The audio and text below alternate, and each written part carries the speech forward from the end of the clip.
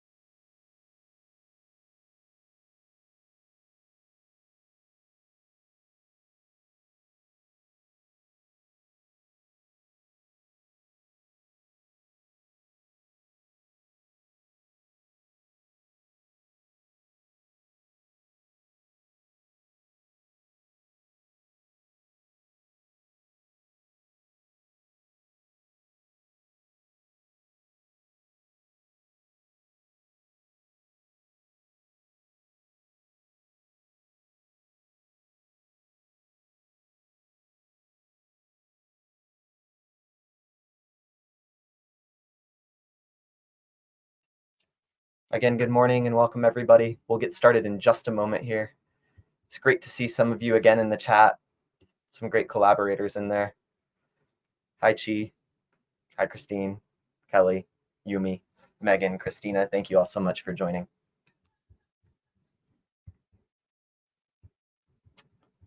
See, we already got a War Eagle in the chat as well. Wonder if we'll get a Roll Tide from somebody.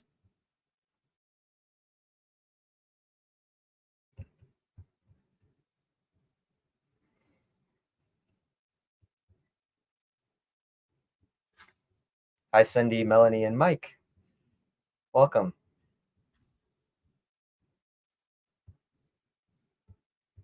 Just 2 more minutes and we'll get started.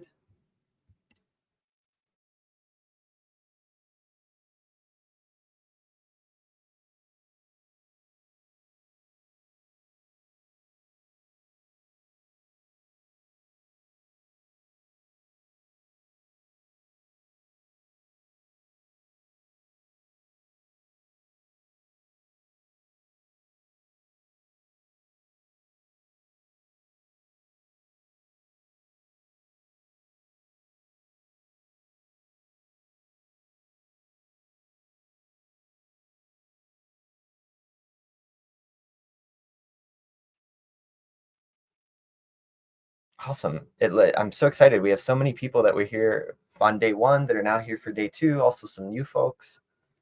How exciting.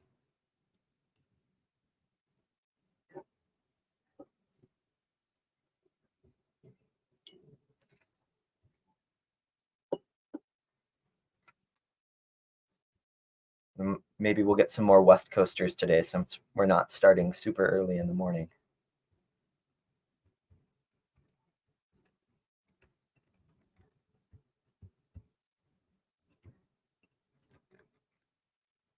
Again, we'll get started in just a minute here.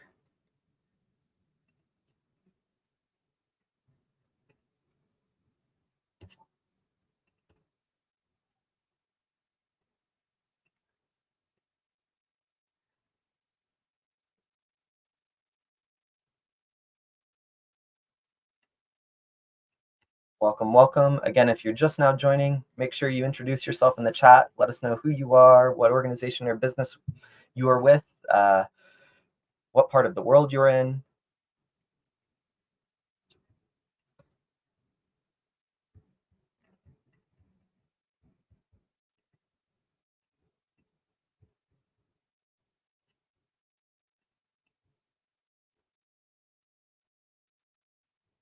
All right. All right, let's go ahead and get started. Welcome, everybody, to day 2 of CREST World Tourism Day Forum.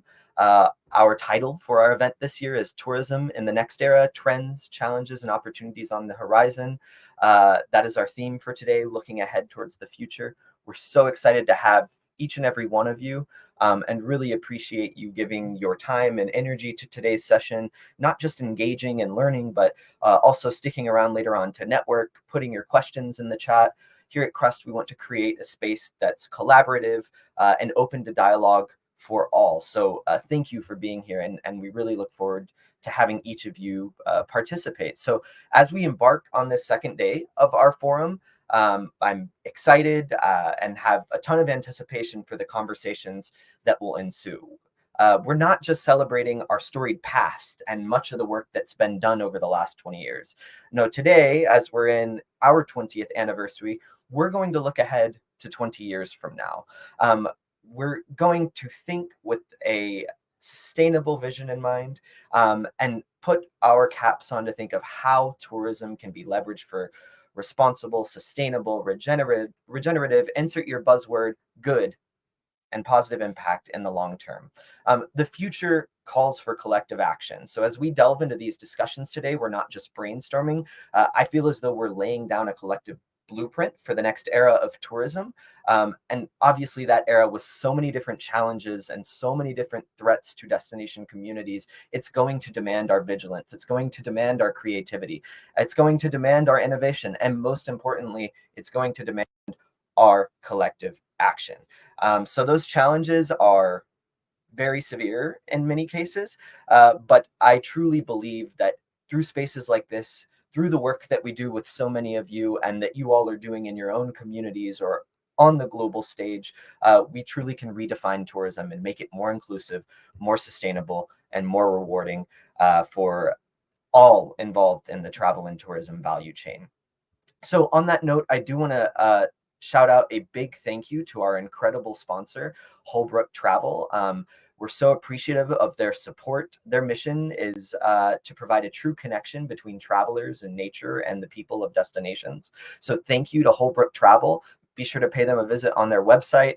And next time you're booking your travels, certainly keep them in mind. Holbrook Travel, we really appreciate your support. It would have been impossible to put this event on without you. So again, this event, 20 Years of Tourism, looking back and beyond, I want us to look beyond today and look beyond through a CREST lens as best as possible. Some of you may not know, but we came out with a new strategic plan at CREST, and we're super proud of our legacy over the last 20 years as an organization. But in order to meet these challenges, we truly believe that we have to be innovative and we have to be leaders in this space. And the way that we propose to do that is through our new mission. And our new mission is quite simply to be a center of tourism knowledge, empowerment, and action for destination communities. And that allows us to work towards a vision of a world where travel benefits communities and the environment. Today, you're going to hear from folks from all different parts of travel and tourism and how they're doing their part to fit into this ecosystem and support that vision. The last thing I'll ask, and I asked this yesterday, is today, if you'll please sort of put your CREST cap on and think about the conversation today and embody our values. And those values that we have as an organization and that define our work internally and externally are as follows. We believe that travel is important and that it can positively impact destinations. We believe that principles of justice, equity, diversity, and inclusion must drive our work, not just as a team, but also in our projects and in our research and the work we do in the field. We believe that collaboration, partnership, and dialogue trump competition. We make decisions after listening to multiple perspectives and examining the available evidence. Our approach to tourism work is also holistic. We focus on the natural, cultural, and also spiritual and sacred elements of place. And then finally, destinations and communities are at the core of what we define as responsible travel. So as we think about this conversation, be sure to think about how those values can be a part of the work that we do, the conversations that we have, the debate we engage in, and moving the needle on travel and tourism so that we can protect the incredible destinations and places that we love to travel to. So today, just to give you an overview real quick of the schedule, we're going to have a keynote address that I'll introduce introduce in just a moment. And then after our keynote, we'll have a panel from 1:30 until about 3 o'clock p.m. This is all in Eastern time, so apologies if you're in a different time zone. And then from 3 to 4 p.m. Or 3 to 3:10, I apologize, we will have the presentation of our Martha Honey Legacy and Responsible Travel Award, as well as some final announcements and a virtual networking session that we hope you all will stick around for.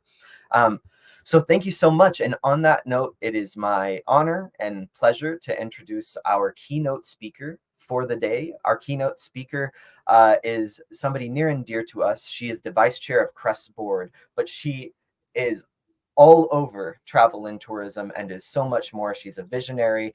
Her name is Kimberly Daley. Kimberly Daley is the founder and CEO of Daley & Company, the former CEO of MT Sobek, the co-creator of Transcend Cruises, and also a board member for the Adventure Travel Trade Association. She's going to deliver an incredible keynote to you all today. Kimberly, welcome. Thank you so much for joining, and we really look forward to hearing from you, learning, and having a conversation today. So thank you so much. Thank you so much, Wes. It's a true honor to be part of today and just to be part of CREST, but also to be part of the future. And I see it as an incredible privilege, but also a challenge that hopefully we can all take together. It truly is an incredible opportunity to be part of the power that looks at how we can create sustainable tourism for today and the future. And I want to start by thanking all of you for joining this forum these 2 days, for CREST bringing us all together, and for all these esteemed collaborators that are providing incredible insights and wisdom to us all. Yesterday, Joseph Cheer launched the forum with an incredible look at global events that have shaped tourism in our planet, and was followed up by an amazing panel talking through the past 20 years and where we need to go. And as Wes said, I come here today as a member of the travel industry. I've been an executive across luxury, mainstream, and adventure travel, obviously members of CREST and ATTA, and as an entrepreneur advising companies on transformation, as well as launching companies and transforming group travel. So I'm well aware that I am part of the current problem of tourism, and as such, I must do more to propel the solutions. We all must do so. Change is non-negotiable. To do so, we need to act as explorers, as travelers, not tourists. I think, as we all know, travel and tourism is globally significant, representing 10% of global GDP, 1 out of 11 jobs, and expected to be 5.3% of CO2 emissions in 2030, with a horrific potential of a 40% increase in plastics. We need to instigate change. It's not an easy task, nor extremely profitable, and oftentimes throughout the years, it's definitely not popular. But as responsible companies, whether large or small, we can educate. Like today, we can ideate and activate programs that will lead us toward a sustainable future. And there's a lot of us doing the hard work in travel companies as consultants, implementing behavioral sustainable tools, and NGOs working with destinations and each other. For we need to work together to be successful. And we need to charge forward. And I hope to provide some thoughts about what we've done and can and must do to move forward in these next 15, 20 minutes. And then we'll be followed by an exceptional panel talking about these trends, challenges, and opportunities on the horizon. So when I was asked to speak here today, I started pulling together the reams of research to build a discussion around what is or is not being done and how we can do better. However, that's not the point of why I'm here. I'm here to look forward at how we can ensure that travel and destinations and our planet work together to build a future. Working each day to ensure a future planet, but also at its core, it's built on the premise that travel shouldn't be harmful to the people and natural surrounding it visits. It shouldn't alter the landscape purely for profit, nor alter the culture of the area for entertainment of visitors. It shouldn't foster over-tourism, the loss of biodiversity of cultural heritage, nor poverty inequality, the core tenets of CREST. However, if we look at the definition of tourism from Britannica, it is doing exactly what it is defined as. which I'll read to you really quick. Tourism, the act and process of spending time away from home in pursuit of recreation, relaxation, and pleasure, while making use of the commercial provision of services. As such, tourism is a product of modern social arrangements, beginning in Western Europe in the 17th century, although it has antecedents in classical antiquity. It is distinguished from exploration in that tourists follow a beaten path. They benefit from established systems of provision, and as befits pleasure seekers, are generally insulated from difficulty, danger, and embarrassment. Well, I'm not here to tell you that we need to take away the safety measure of travel. I do believe that if the core of tourism is based on modern social arrangements, we need to do two things.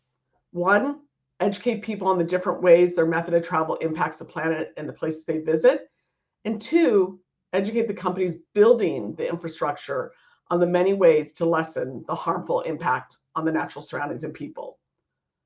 The good news is, what I think we can all agree on, which is why we're all here, we're making strides forward. And to illustrate that, back in the late 70s and 80s, the perception of sustainable travel was very different than what is understood now. Back then, the travel was all about me alone. How far can I get? And what can I show others what I've done better than them? How far I go and what I have access to epitomized luxury. The totem pole effect.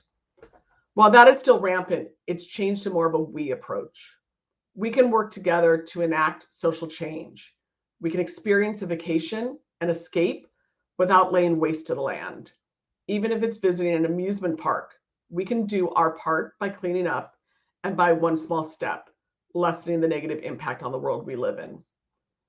In the 70s, there was also the assumption that companies were not saving the planet when they asked you not to use every towel in the bathroom, but they were simply saving money. They didn't want to save water, but funds to wash towels, clean them, giving, as this picture shows, stained rags for people to take makeup off. It was a way to save money. Now people actually understand. While using less towels won't in itself save the planet, using towels as you do at home will go a long way when every person, approximately 4.9 million people each night, reuse their towel. In 2014, less than 50% reused towels in their hotels when traveling. This past year, it was upwards of 75%. Think about this. The average household in Western civilization uses approximately 326 liters of water per day. A village of 700 in a developing country uses 500 liters per month. And a luxury hotel room uses 1,800 liters per person per night. And lastly, before we were so intent on seeing cultures, observing them, seeing the children, and look at the children behind the dancers, those in the local dress, you can see them in the very back. They're in local dress, not costume. But that's what the tourists didn't want to see or understand. We were paying to destroy their current culture because it was important to us to see what we perceived to be their culture. It was exploiting, not immersing. We need to find value in interaction with those we visit. And there's more who are doing it, but it's still a very small percentage of the now. Does it encompass all of travel? And what we need to do is move people to explore and engage, not exploit and watch. However, in the past, much of the tourism industry pointed the finger at the tourist. They needed to change rather than the industry itself. Yet we are the industry that fosters how people can and choose to travel.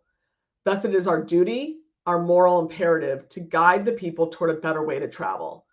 As many have said, including the Travel Foundation and this quote from 2018, we are the ones who are responsible.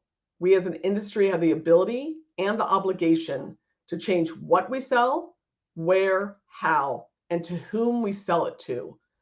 One place to learn from is a part of the industry I hold very dear to my heart, the adventure travel industry. And I want to tell a quick story of where it began in terms of becoming known as a key industry in travel. In 1969, three intrepid mountaineer explorers, Leo Le Bon, Alan Steck, and Barry Bishop, came up with a then radical idea. to create a business out of their incurable wanderlust for global adventure, sharing backcountry wilderness trips to remote areas where foot travel was the only means of access. And that venture was called Mountain Travel. And with that, the business of adventure travel was born.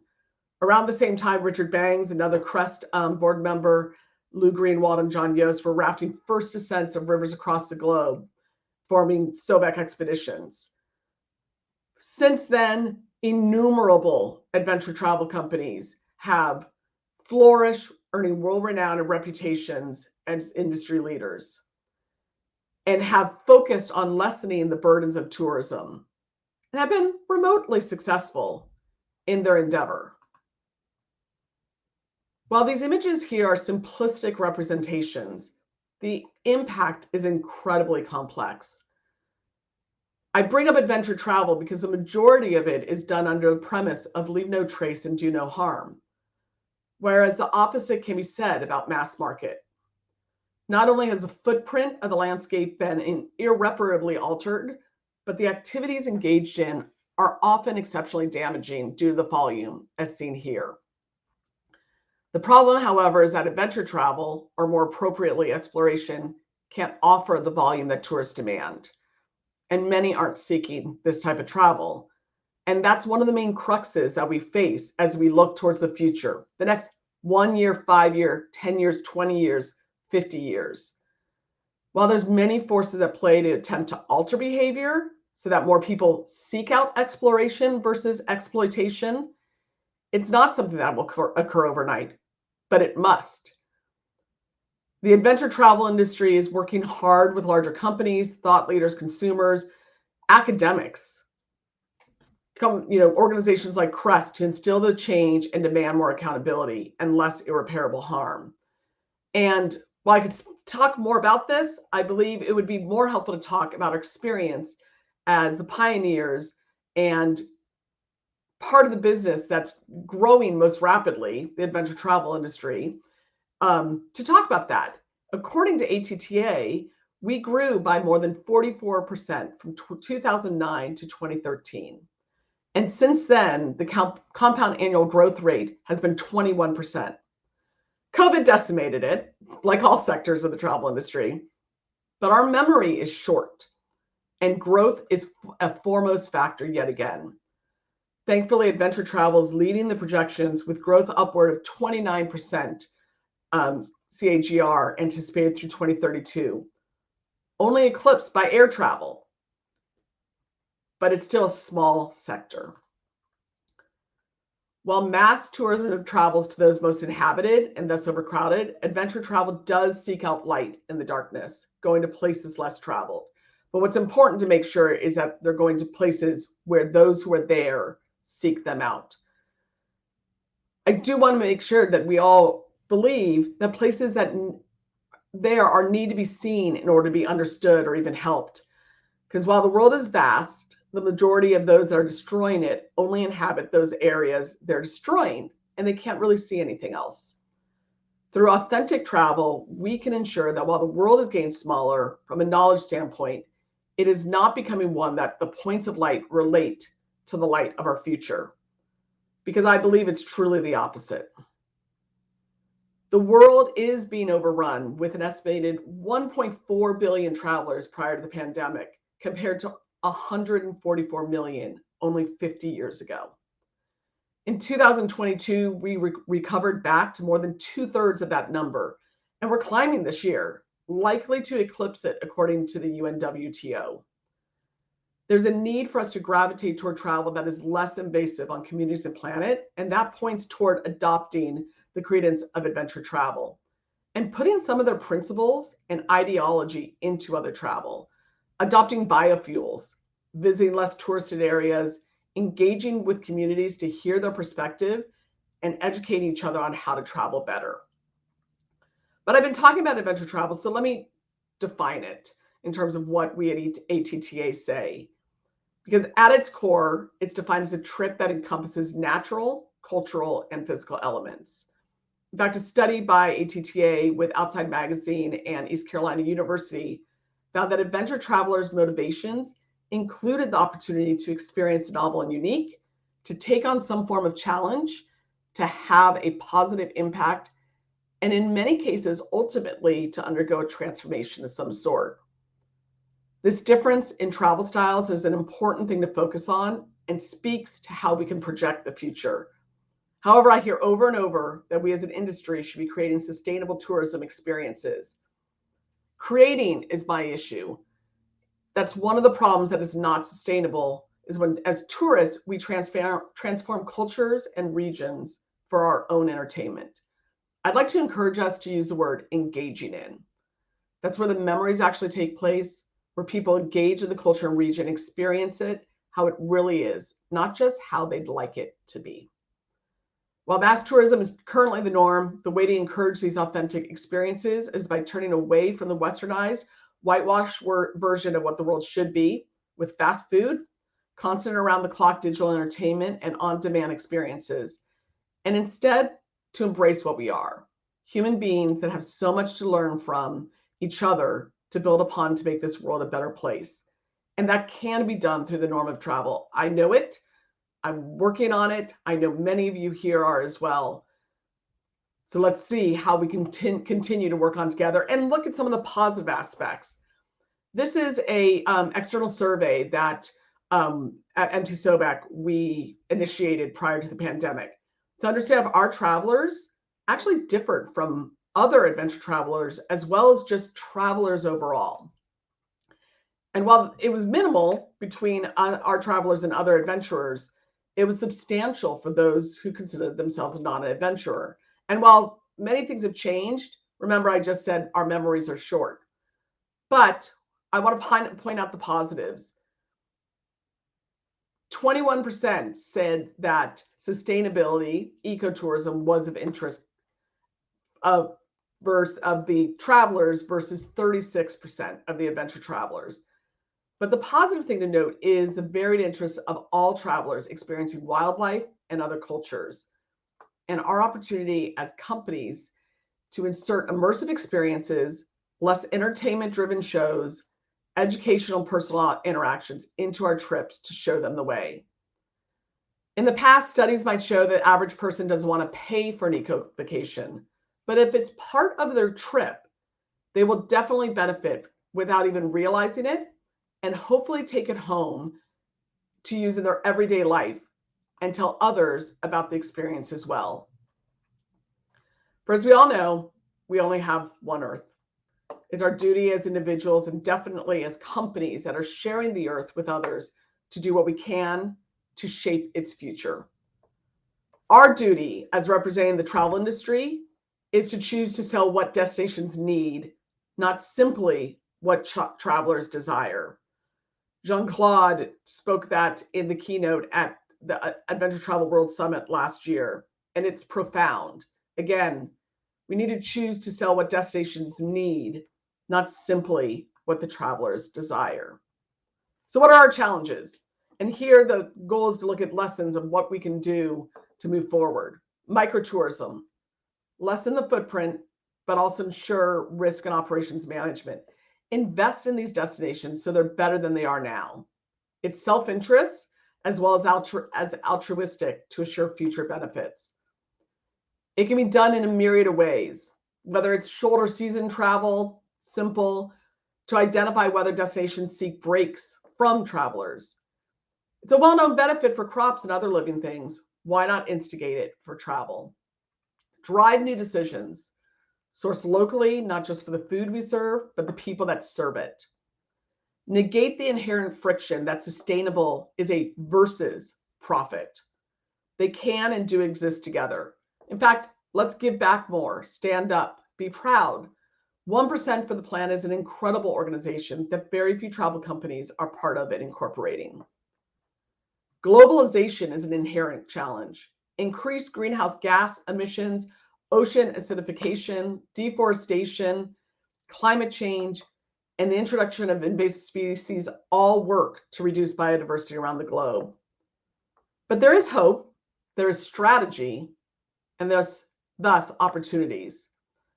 Companies are integrating sustainably based activities into their trips, and people are actually finding them to be the highlight of the trip. The cost attributed to sustainable travel is eroding. Increase the education. Visit Finland has focused on mapping sustainable activities and putting them on open source. Engage people to engage, not just in the trips, but the benefit. Tomorrow's Air is sparking a global movement among consumers that they can be part of the change in carbon removal. In 2022, removing 147 tons. Let's focus on target tourism.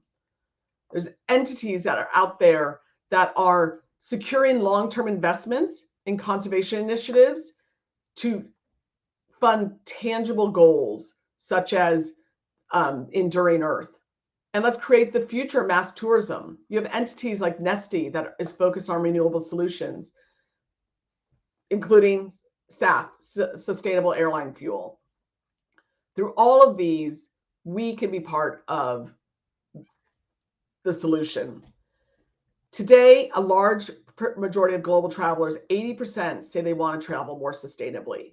Back in 2018, the Sustainable Travel Report, of which there's some of this up now, that was released by Booking.com, it was only 48% that indicated they never, rarely, or only sometimes managed to travel sustainably.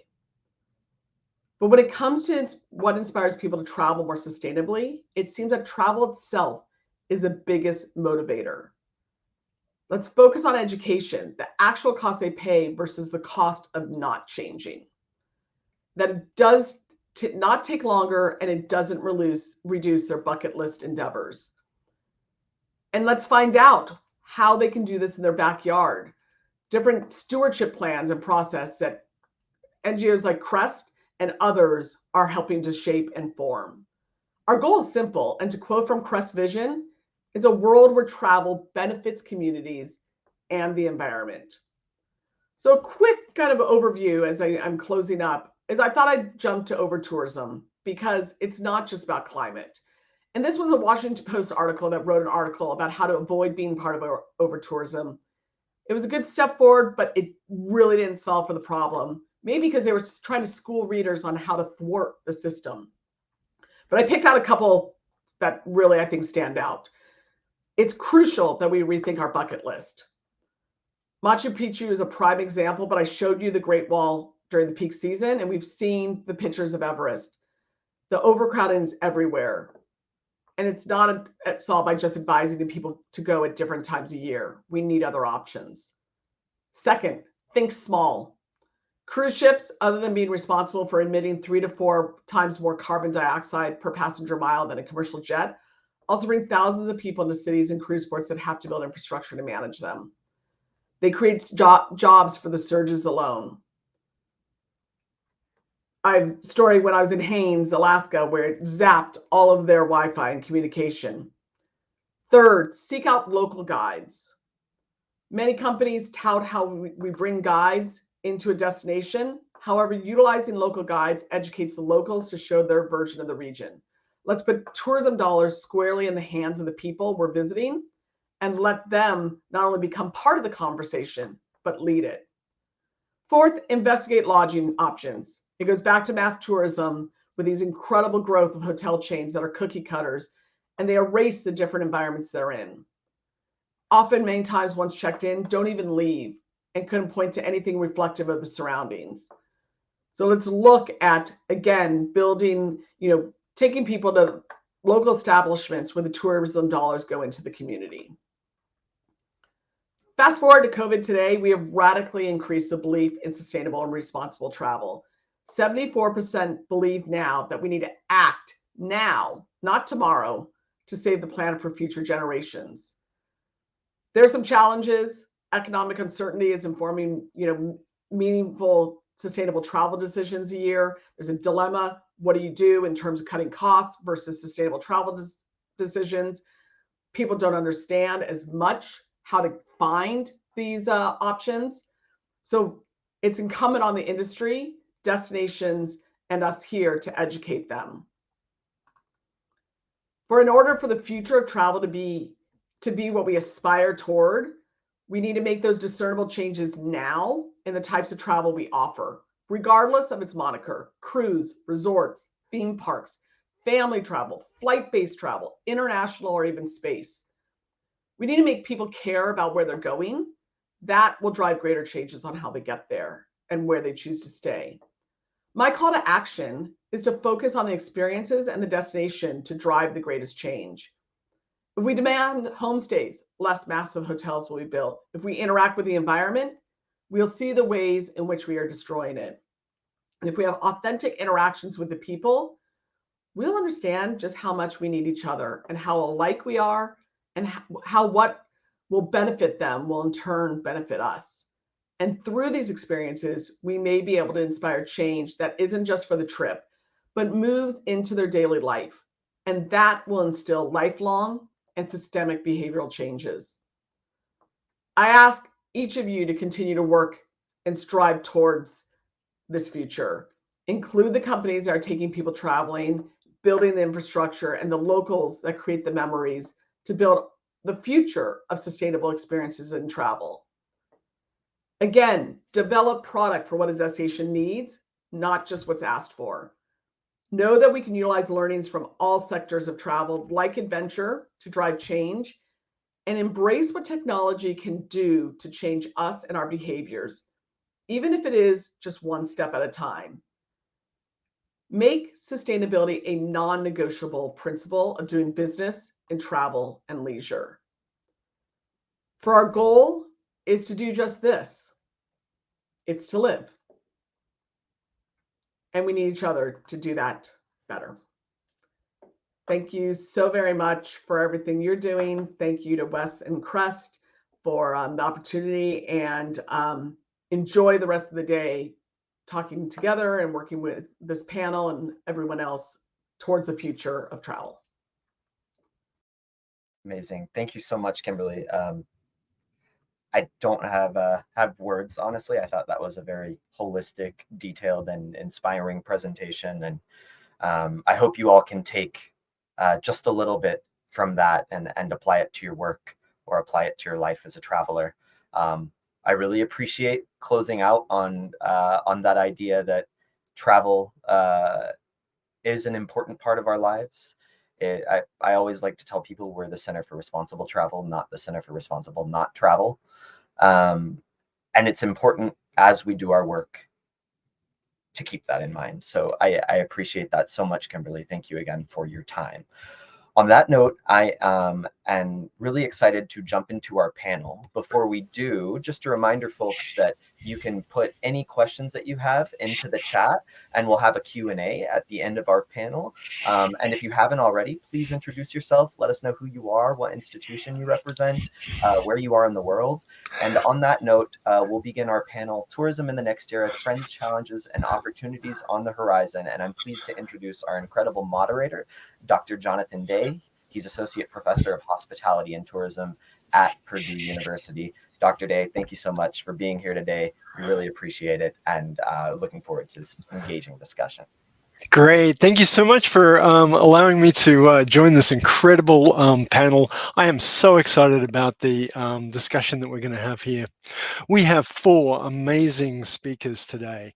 We have people who are from all over the world who are doing all sorts of important things that are really changing the face of sustainability and sustainable tourism in our field. Among the people who are going, and I'm going to just briefly introduce them, and then we're going to give them a chance to tell a little bit of their own story. But on the panel today, we have Janelle Campbell. She's one of the senior managers at the Bahamas Ministry of Tourism, and she is doing some of that incredible work that they're working on with destination stewardship groups over there, and I can't wait to hear a little bit more about that. We also have Adon Akupi, and I hope that I said that correctly. I've been worried about it all morning. But Adon is with the Red Clay Advisory, and she and her organization, she is the CEO of that organization, and she and that organization are advising on sustainable tourism throughout Africa. Again, this is such critical work, and we're really looking forward to hearing a little bit more from you. I also have on the call Dr. Thiago Souza. and I might be missing some PhDs around the place here. If somebody's got one and I've missed it, please forgive me along the way. Actually, Adun, you're Dr. Adun Akupi, right? My apologies for missing that. So we will come back to that in a second. Thiago is the vice chair of the Tourism and Protected Areas Specialist Group, TAPAS, doing an incredible job all around the world. He has experience in many different countries, and I hope that we'll hear just a little bit about that as we go. And Robert Shevlin, who is, and now this, I had really hoped to be able to speak to you just for a couple of seconds before we spoke, because I'm not at all sure how to say the name of your company. But I believe it's Usha. Is that correct? Ushwa. Ushwa. Yeah. Okay, well, my pronunciation is poor at the best of times, so I will do everything that I can to get that correct. And Robert comes to us with one of the most incredible responsible travel hospitality companies, an organization that is putting into place in the hotel programs that they have. How do you do it? How do you make this happen? How do you set the example and show what they're doing? Of course, that's my very poor introduction. And so what I wanted to do to start this conversation off is to give everyone a chance to introduce themselves and tell us a little bit about what is making you excited about at the moment. Today, our forum, our discussion is about the challenges and the opportunities. It's easy to be depressed at a time like this when there are so many challenges out, but there are great opportunities and there are good things that are happening. And so my first question is, tell us a little bit about yourself and tell us about what you're excited about. Can I start with Janelle, please? So, good afternoon, everyone. It is a pleasure to be amongst this esteemed panel in honor of World Tourism Day. I am Janelle Campbell, a senior manager within the Bahamas Ministry of Tourism, Investment, Aviation, responsible for the Destination Stewardship Initiative. Throughout my career, I've had the privilege of working with various stakeholders in the tourism industry, including government agencies, private sector organizations, and local communities.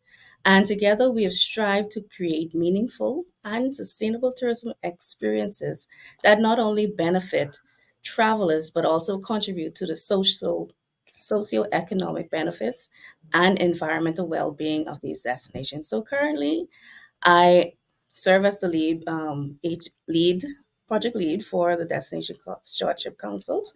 And these councils consist of volunteers from the communities with a passion for instilling sustainability practices within their destination. They undergo training with the Global Sustainable Tourism Council, and we've seen some growth in some of the growth and in some cases built upon their sustainability knowledge. So what excites me is seeing the various communities, how they are empowered to make a difference and within their communities through development of priority projects, collaborative efforts to identify problems and solutions, and just create positive experiences, not only for visitors, but for themselves. So thank you. Thank you so much, Janelle. And it's so exciting to see people working together for solutions. If I could ask, Adun, would you share us a little bit about what you're doing and what you're excited about? Okay, so hello everyone. Good evening. I'm actually in South Africa at the moment, but I live in Nigeria. I'm here also for a conference talking about aviation and sustainability. And so a lot of the work that we do is really working with destinations, working with investors, working with governments on master plans for tourism, on feasibility studies, as well as understanding how to make the right policies for sustainable development, for sustainable tourism, and how that can lead to sustainable development. I think what's exciting me right now is that people are starting to really understand, and I think it's after COVID, right? People are starting to really understand the power of domestic tourism. And I was really, I was really glad to see in Kimberly's presentation, just talking about micro tourism, talking about how different opportunities exist, that we don't always have to have, large sites, large destinations, large groups of people. And we're having that conversation with investors. And I think now, yesterday I was talking at another conference looking at the hidden value chain. This was a UNWTO conference in Tanzania. And it's that sense of we're really starting to think more about value chain. I was talking about food sustainability, because I think when we talk about responsible tourism, we need to think about the tourism system. And so now people are keen into, yes, we can do things with travel. Yes, we can do things with hotels and towels, but can we start to really do more? And that I think is great. So it's encouraging that we can continue this journey of sustainable tourism, responsible tourism. It's when you talk about the tourism system, it really touches my heart, because quite often we try and put band-aids on things and not think about what's actually causing the problem, what's causing the disease. Robert, if I could ask you to introduce yourself and tell us about what's exciting to you at this point, I really appreciate it. Okay, hi, thank you, Jonathan. I am from the United States, born in the United States, and went to university in Ohio, but left right after university and went into the fashion world in Italy, the design and fashion world. And I worked principally in Europe, but was kind of a professional traveler for about 20 years, constantly around the world. And I'm a little older than a lot of people in the industry right now, but there was a time when there was real seasonality in the fashion industry. There was your spring, summer season and your fall, winter, and in between, especially those working in the creative area, you could afford the 3 weeks of global travel, of exploring the paradises of the world. And so I spent my working time traveling in the big global capitals and my free time in the paradise destinations. And about 20 years of that, I wanted to commit to a new project, and had the luxury to be able to do a business which really reflected all my values.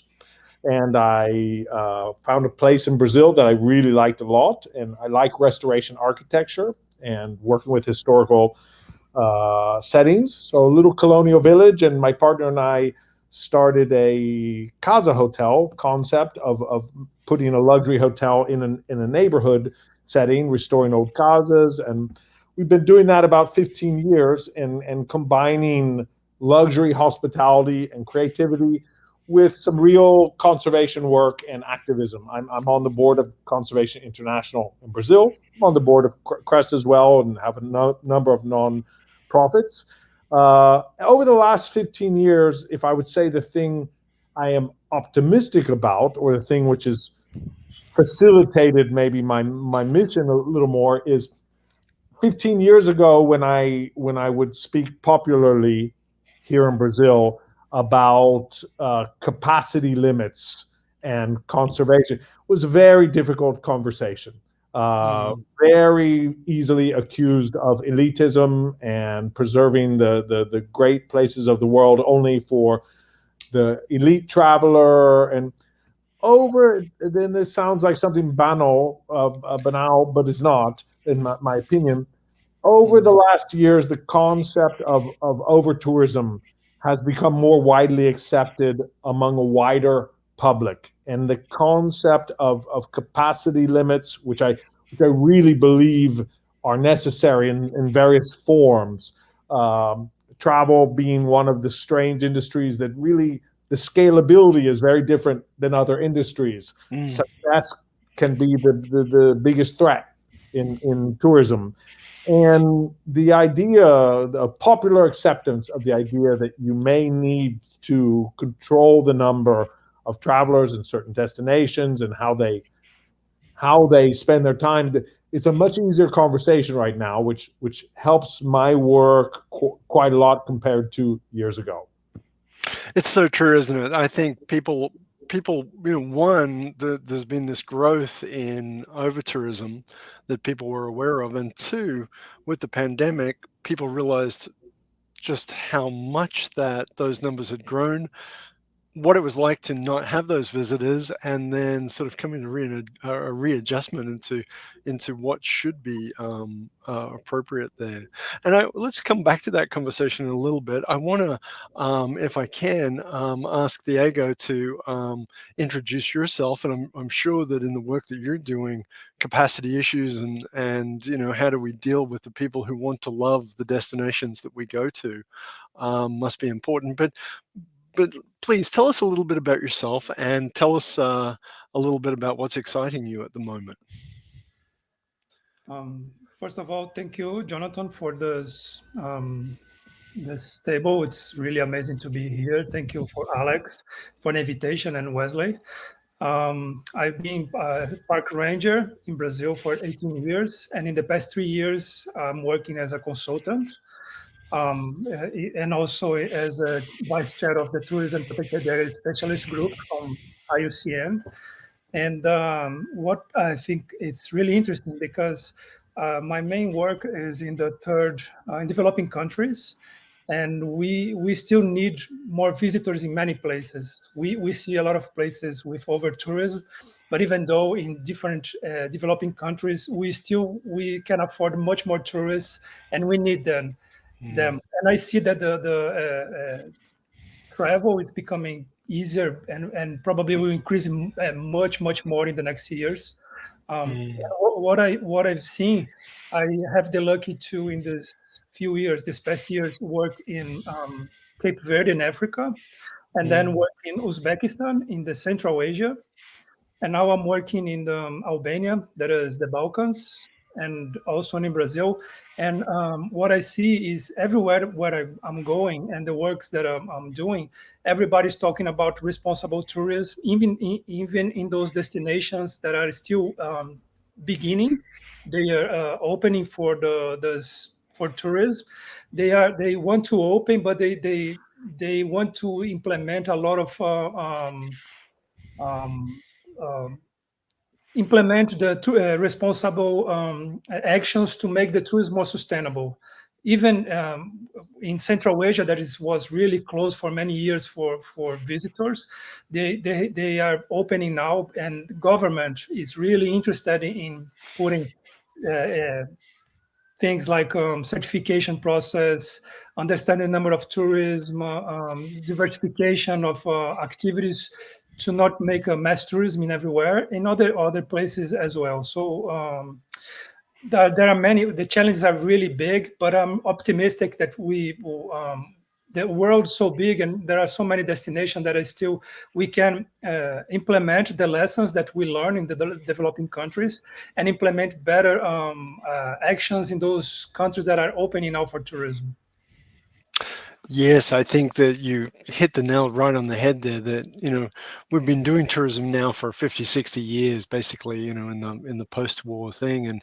And we are starting to learn. We might be a little bit slow at it, but we are starting to learn in some places that responsibility and a new sort of paradigm of how we develop tourism.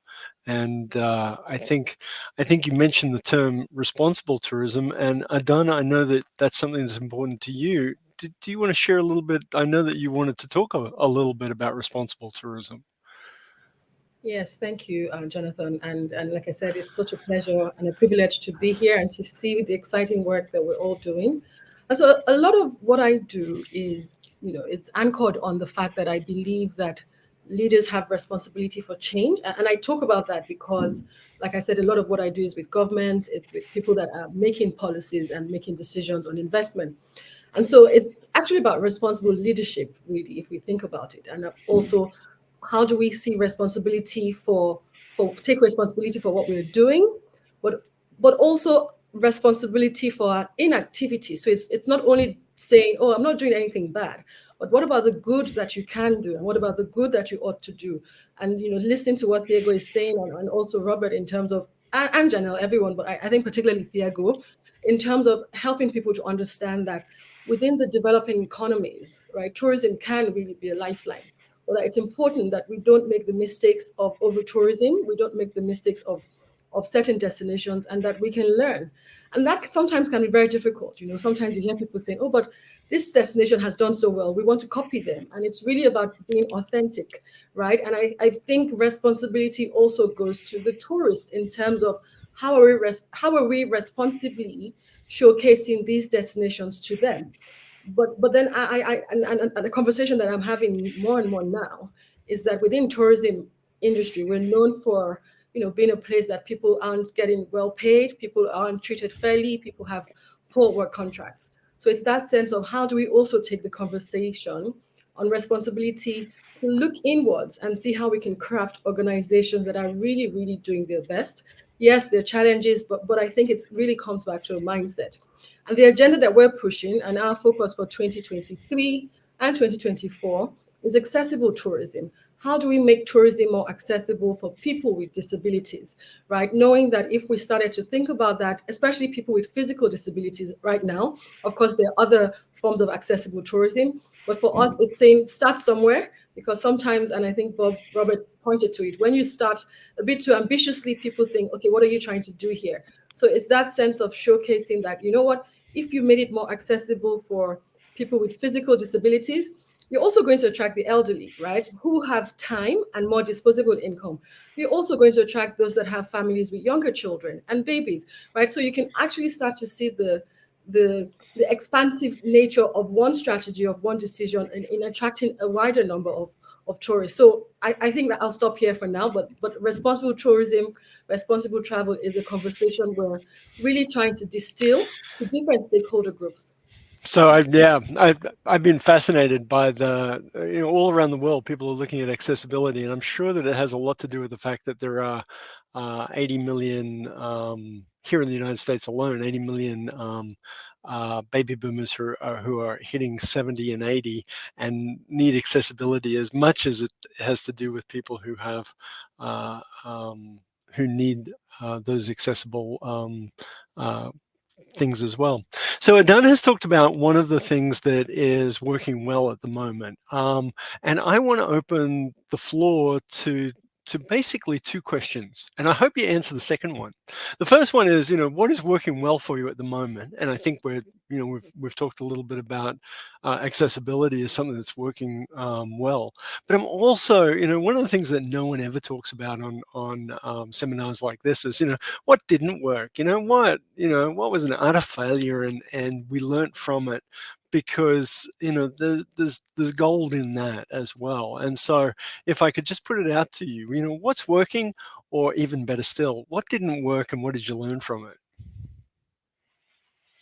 Janelle, do you want to go first? Because I know you've got some things that are working really well in your neck of the woods. Yes. So what's working well with us is the implementation of a multi-stakeholder approach to destination stewardship. We are convening various parties within the host communities to work together to make decisions concerning tourism issues and presenting solutions for matters of importance.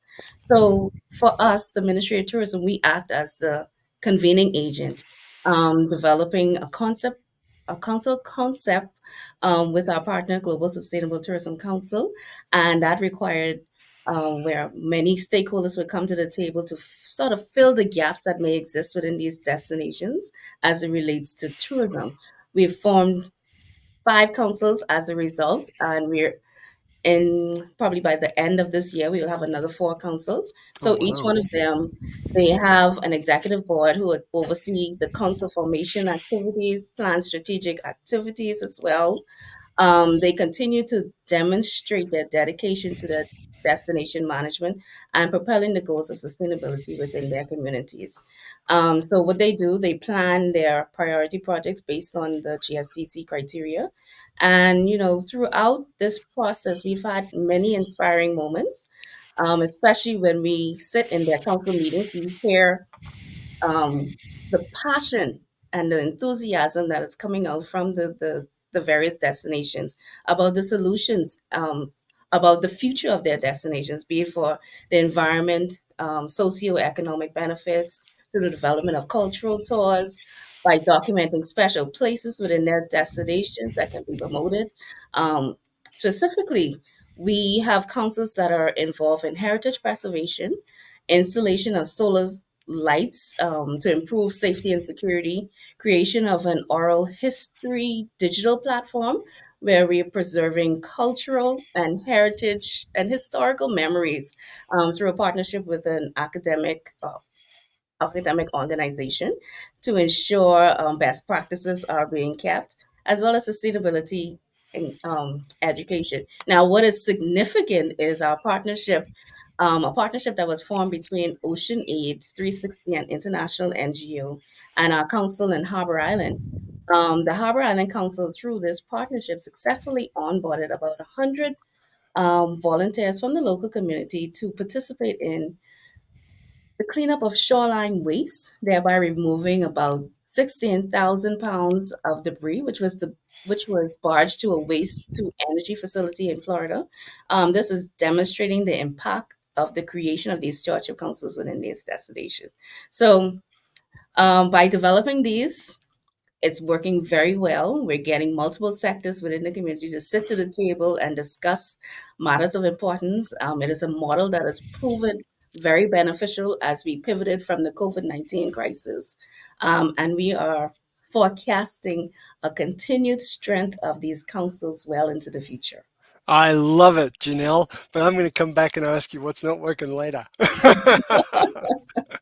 Okay, Thiago, what's working well for you, mate, or what's not working well, and you think that there's a lesson to be learned for all of us from it? What I see, it's not working well. It's when governments wants to control all the process of implementing tourism. For example, in my field of protected areas,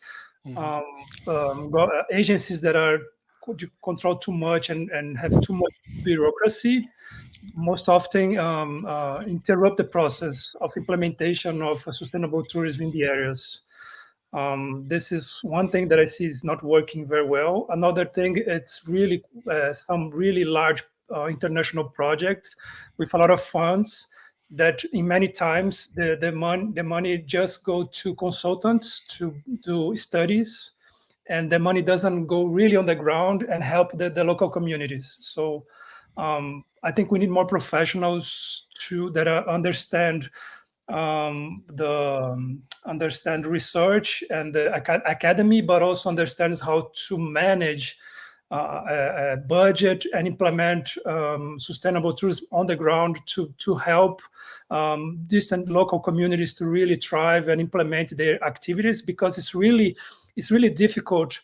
Sometimes sustainable tourism, when we say, it's very romantic, but you have an entire supply chain to make people come, and sometimes if it's really some really the activity, the places that are really sustainable, they become really expensive, and so you just really a few people can afford those access these experiences.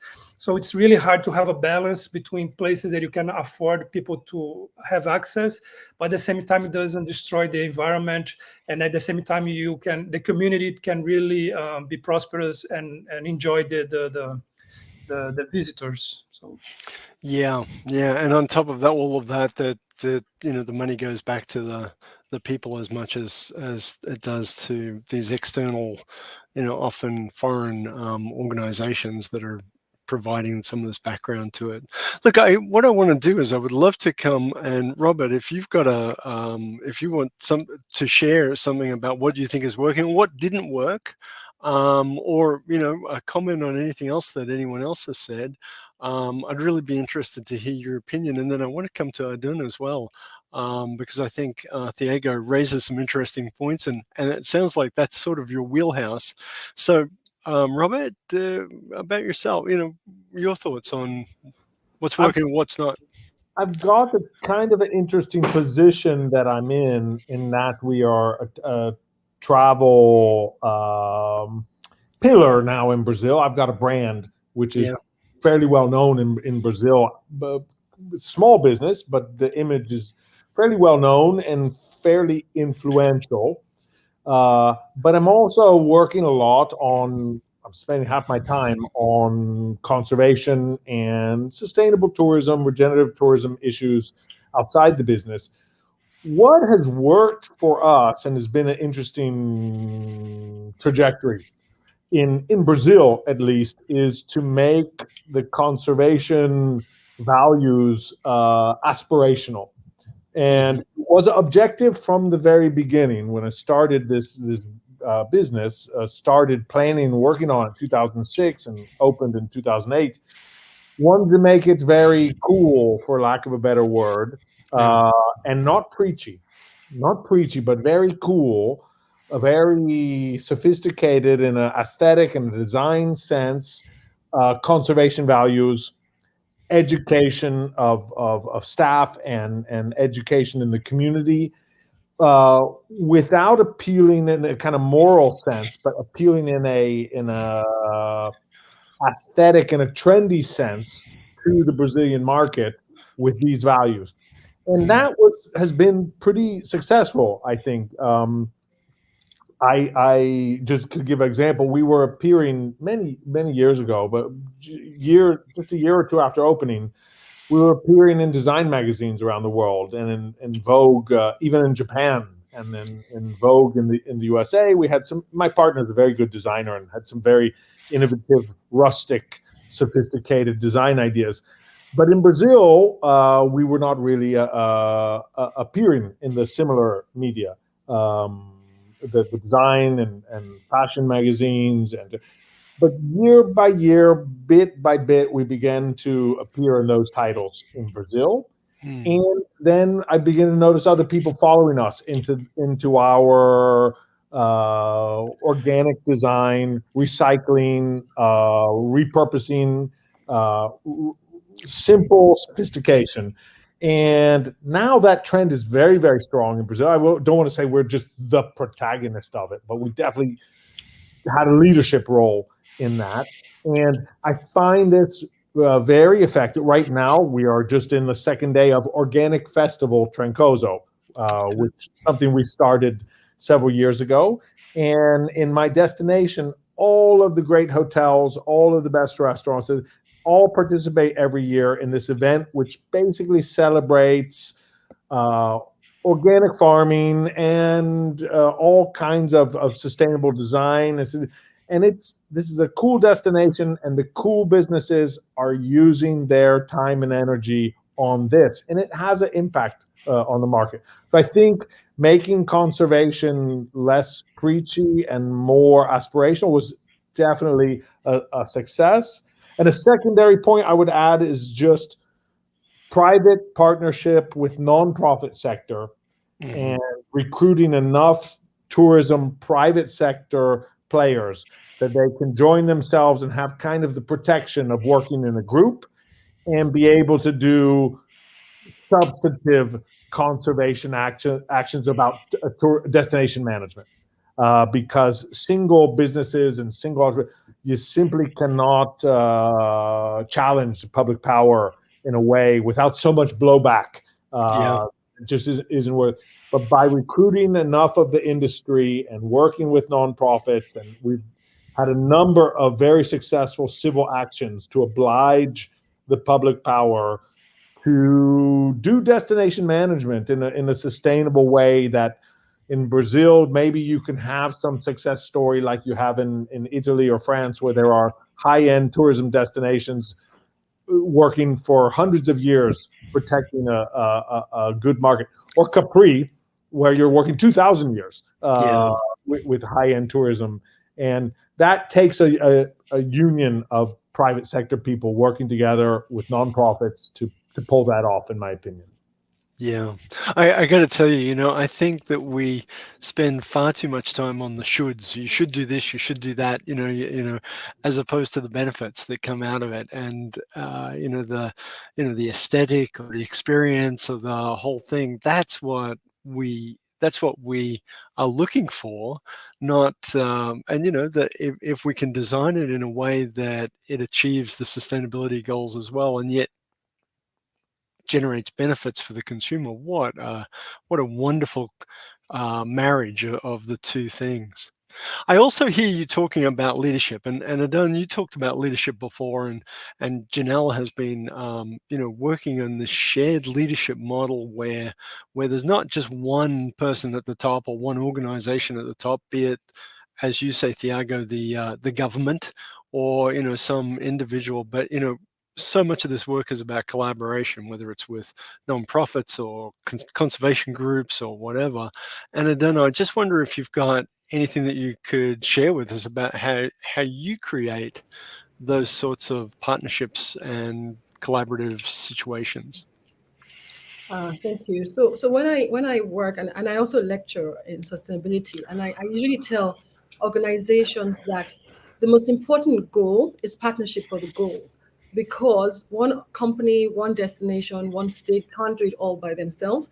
And it's about helping them to understand how do you partner effectively, particularly because, there's this sense of, I call it a scarcity mentality, which is, you have to take it all and you have to do it all by yourself. But it's that understanding that the value chain has so much more. How about we grow the pie as opposed to fighting towards cutting it and dimensioning it in small little pieces? So one way we talk to them is, how can you partner effectively? Who can you partner with? And I really like what Robert said about also working with not-for-profits, because I think that that's very important to have people that are already championing causes, that are doing so responsibly, and to help to work with them and to also help them promote their objectives. So one of the causes that I am involved in is, well, a few of them, well, one of them is Friends of the Wildlife, right? And that's really helping people to understand that wildlife needs to be protected, and how do we do this effectively? So working, again, multi-stakeholder, working with the government policymakers, but also creating awareness across the board. So that's something that I think I can see already some changes, because once you partner with people, the responsibility isn't so much on you alone. And then you also can learn from what's working well. You can learn what's not working well. And then you can pull resources together and you can pull strategies together. And I think I wanted to also mention that what I'm seeing really working well now, and I look at 20 years in the industry now and to where we were 20 years ago, when I was doing a PhD in tourism strategy and leadership, and everyone was like, what? Why? Why would you, who's coming to Nigeria? Who's coming to West Africa? Right? But 20 years down the line now, you can really start to see that people are paying attention. They're understanding that tourism has so many, benefits. Yes, economic, but I'm very much into the social. Tourism can stem rural to urban migration, can really stem a lot of what we're seeing now, where our rural areas are deserted. And it goes back to what Diego was saying. These are areas that we can develop responsibly, that can also address issues of urban congestion, etc. So that's working well.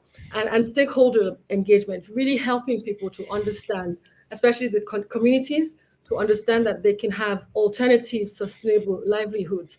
And having that conversation isn't something you can just write on paper, right? No, you have to go, they have to trust you, they have to really see that you care about them, and then you have to really understand their perspective and work them on a journey towards where you're coming from.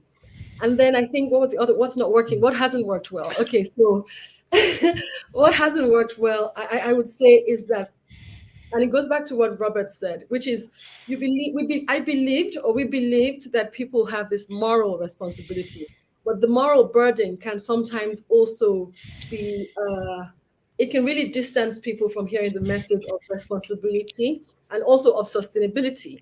And so how do we put this in a way that people understand, but that people understand? Because we're seeing that the conversation on especially responsible tourism employment, that hasn't worked very well, I have to say. And we're learning new strategies to really bring it back to owners, to managers of destinations. And I think I'll connect with everyone here to see how best we can do that, because that's a real need that we're having in our industry.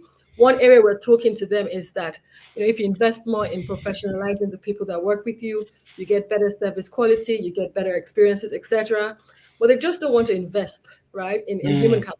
And I'll be open to seeing strategies and hearing what has worked from the rest of the panelists. It cracks me up because, quite often when we say, what are we going to get out of tourism? The number one thing people say, we're going to get jobs. And, okay, but what quality are those jobs going to be for the people who are there? Right? Is it going to lead to good outcomes for them, from these jobs? And the tourism industry as a whole is really poor at thinking about workforce development. So yes, absolutely. Janelle, I'm coming back to you, mate, because we were just talking about the challenges of building trust and developing relationships in order to get these collaborations working. And I know that must be challenging with your I don't know anything about your destination council, so I'm not being political. I'm just saying I know it must be hard. How do you find, what are the techniques that you're using to make sure that, these councils are functioning and, bringing these people together who obviously have a passion for their destination, but also have different agendas? How do you do that?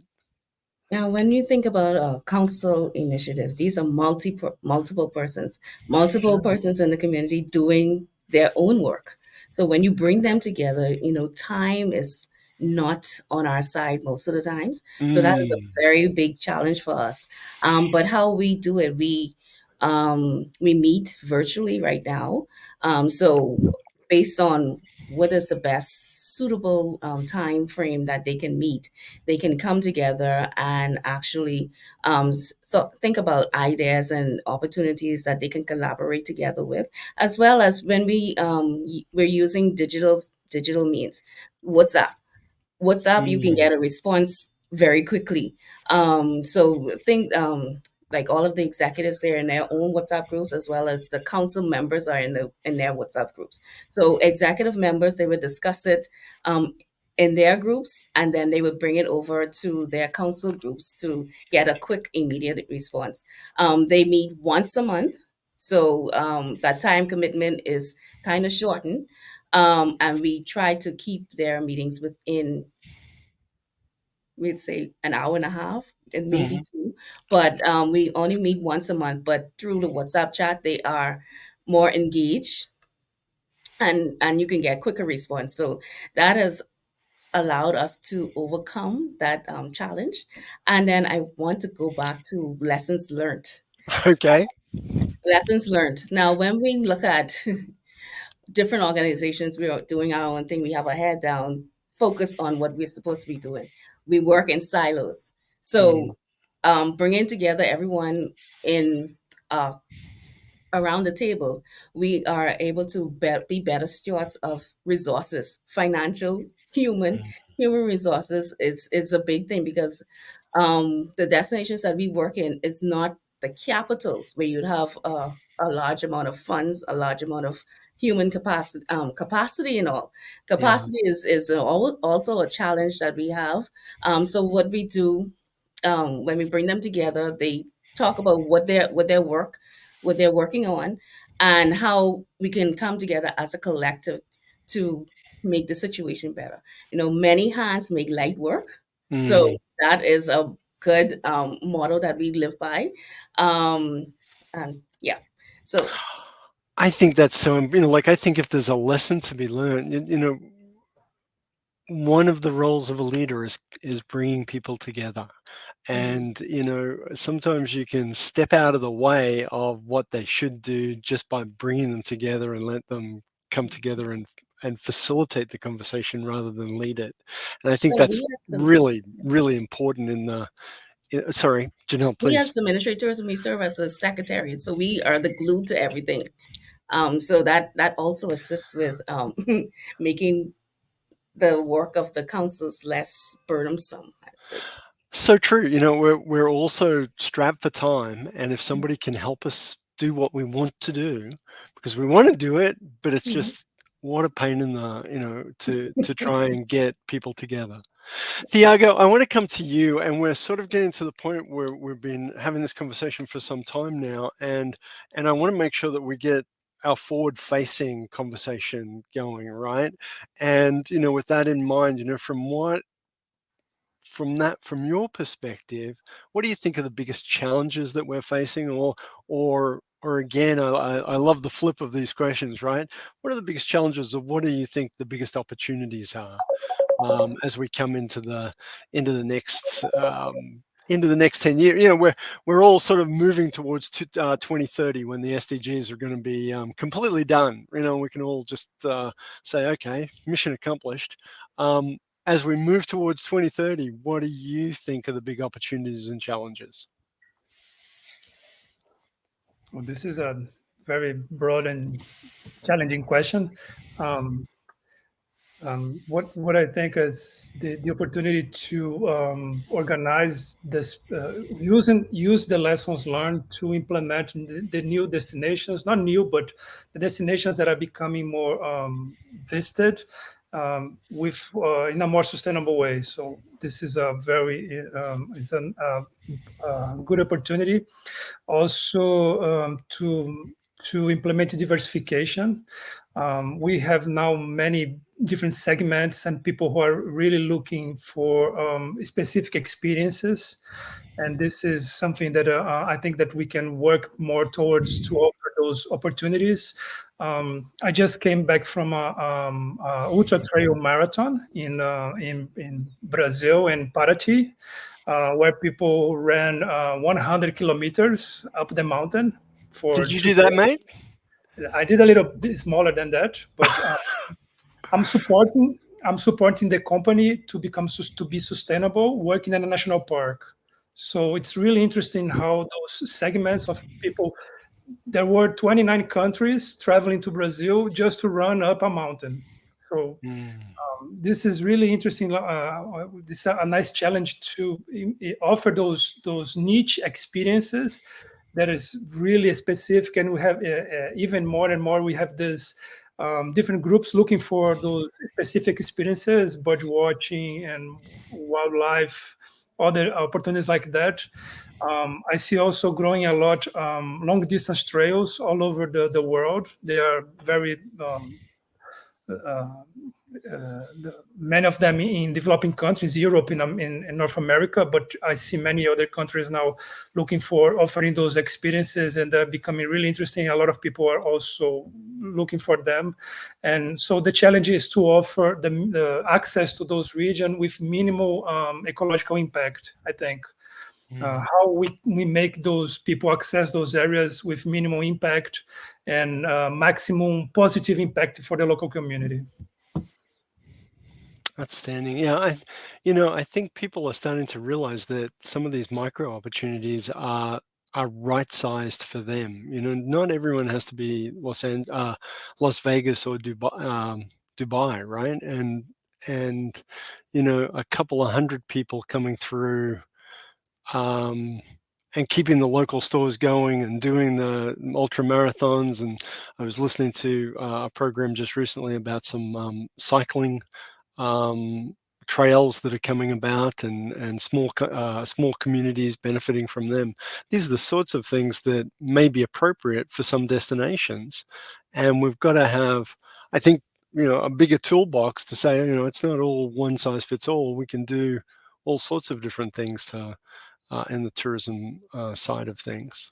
Jonathan, just to add one thing, this week, IUCN signed a new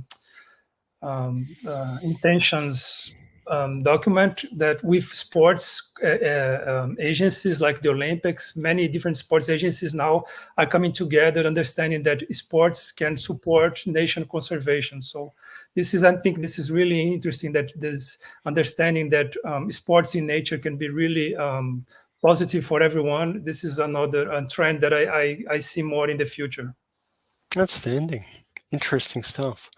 Well, let's move around and have a talk to people about what do they see as the opportunities and challenges that are coming up as we move towards 2030, or you know, some point in the future. Right? To me, it's like, I think I'm going to retire when I'm 2030. So it's like, what's left for me to do at this point? Janelle, what do you think? What are the big challenges and opportunities facing you, and particularly your project, as you come into the future? Okay. For us, our communities, they focus on different thematic areas. So, what is one of their biggest challenges? Waste. Waste management is a huge challenge when we look at our archipelago, which spanning over 100 square miles, and trying to get the transport, the collection and treatment and disposal of this waste is affecting their health and the well-being of the local people in that area. So, as an organization, we see that as an opportunity um, to partner with destination stewardship councils and try to attract some of these international NGOs to assist with waste management. We're also working with a local waste management company that's based in the capital, but they are focused on recycling initiatives.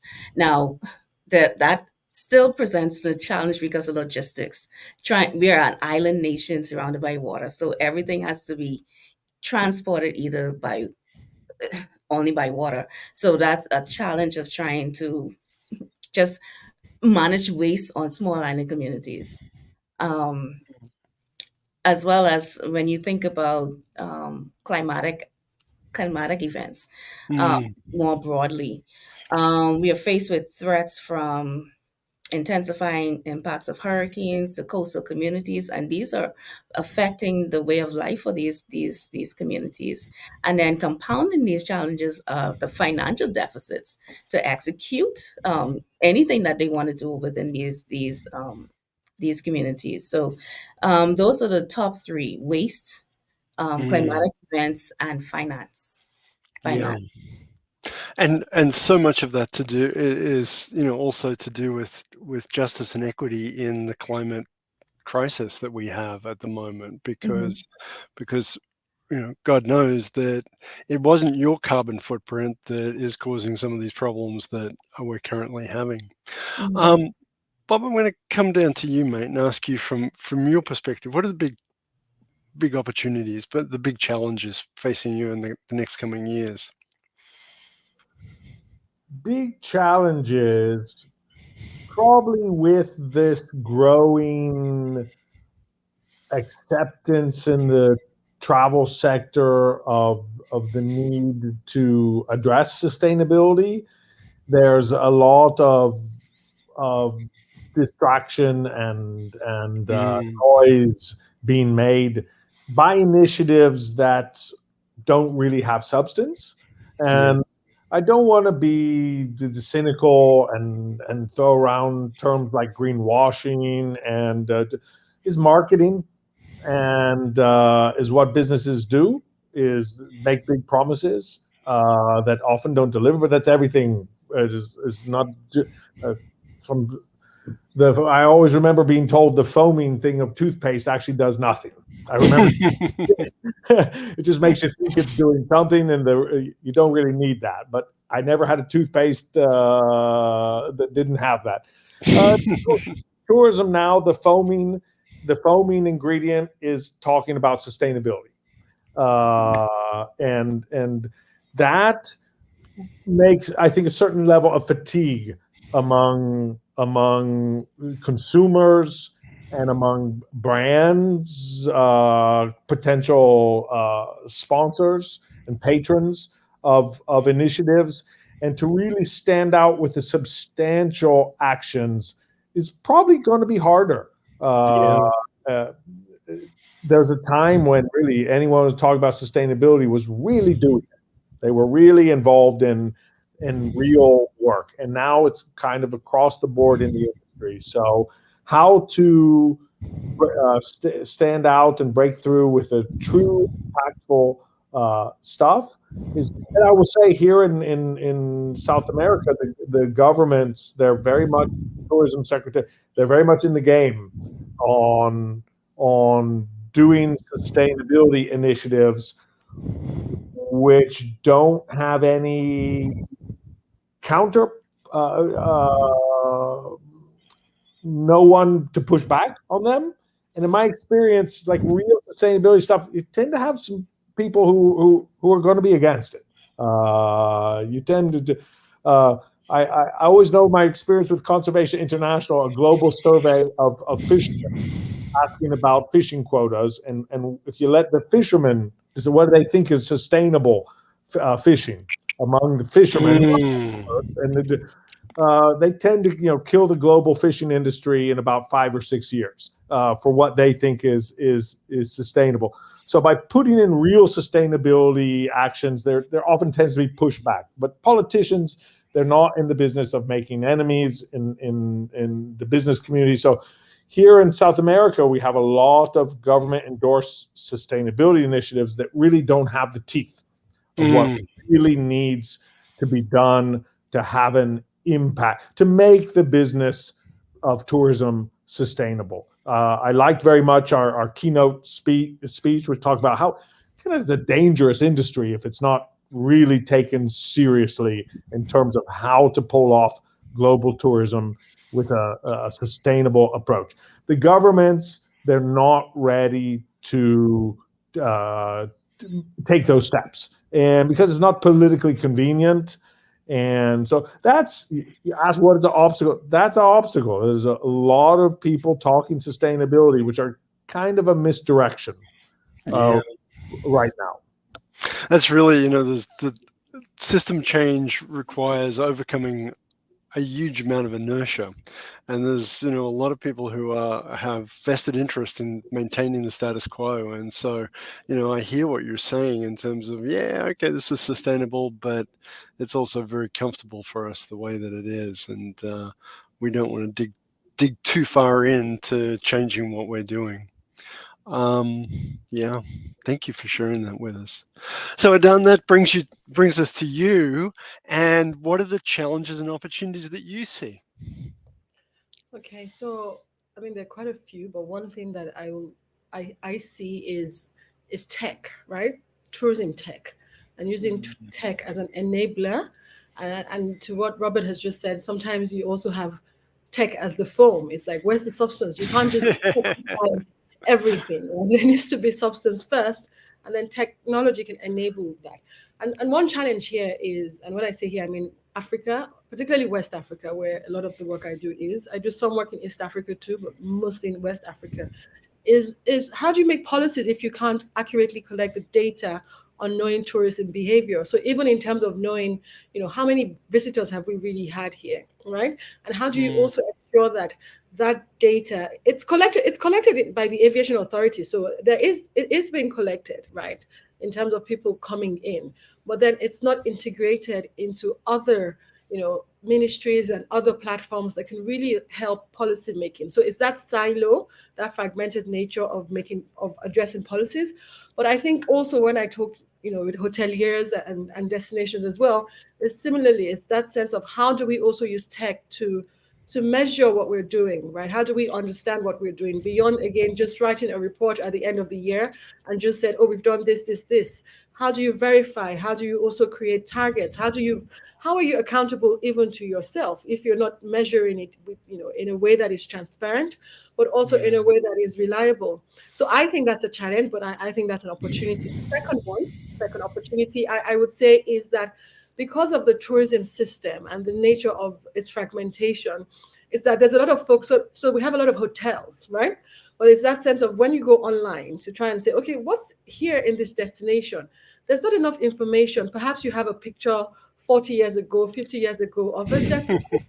And it's that disconnect in terms of, okay, you're investing so much money in this, but how does this marry with other parts, information, communication, signage, right? And also even within the destination itself, how are you also educating and informing people? So I would say that the challenge is again, it's the fragmentation, the silo. You have this beautiful hotel that you can only stay in because you don't know what else is around you.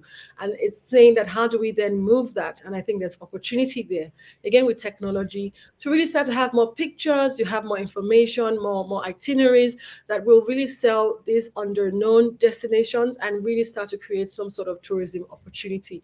So I think the future is bright. And I think with what Diego is saying, there's just so much opportunity we have on the continent. And there's a way we can do it responsibly so that we can really, really harness the tourism benefits that the industry presents. I think I totally hear what you're saying, and I think it ties back to what Tiago was saying earlier when he was talking about there's still a lot of opportunity out there, and I think what we've got here is sort of what they call a long tail of tourism opportunities.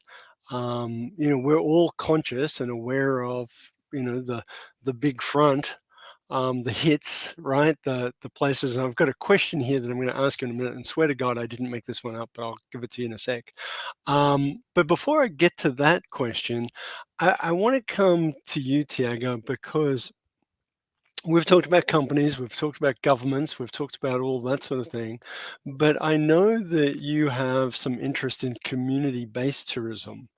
And, one of the things that I'm seeing around the world, whether it's, Nepal or Colombia or Peru, is more and more small communities getting together and trying to decide what tourism should look like for them.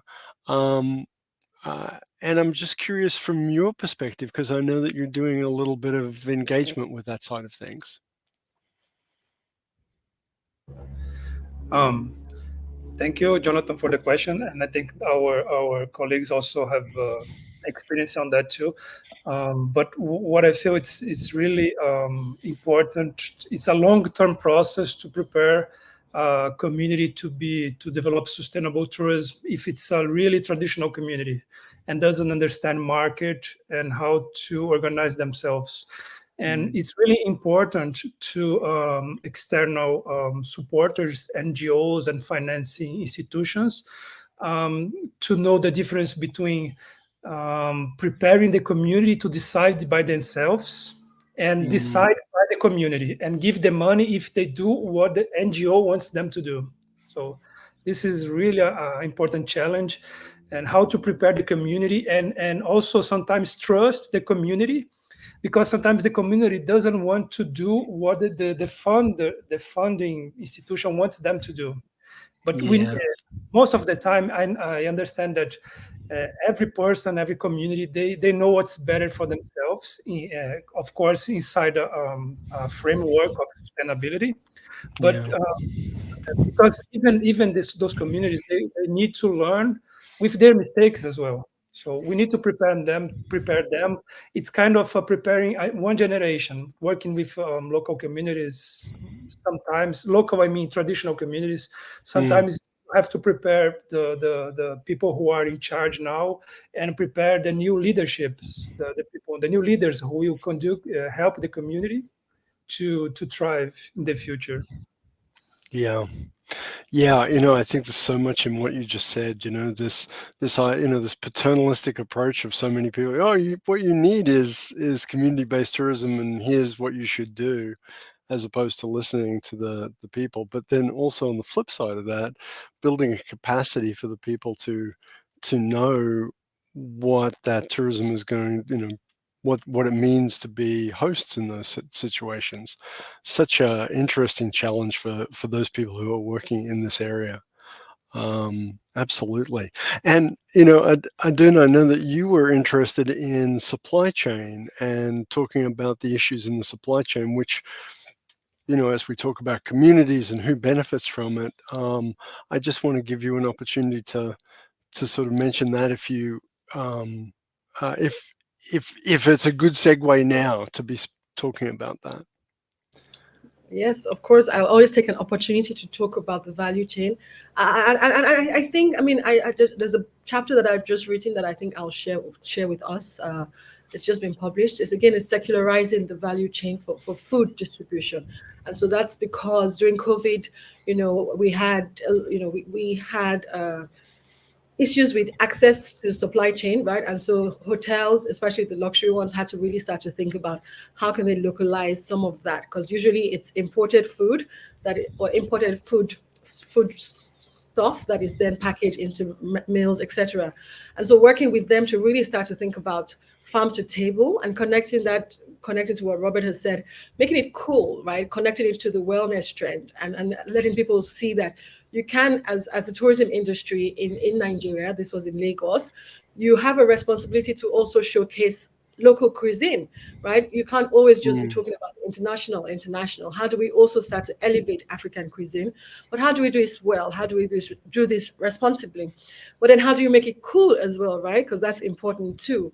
And so it was really working through that whole food distribution channel and helping them to understand farm to table, how they can key into it, how you can create creative menus, right? So now we're having quite a few chefs that are doing very, very great innovative work in elevating African cuisine.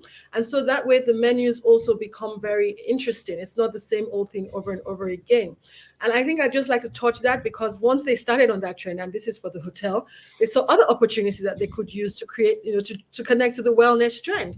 And so it was also that sense of business. Business will always seek opportunities. Capital, right, has this aggressive nature of really trying to go to where it can multiply itself, which I have some tension with.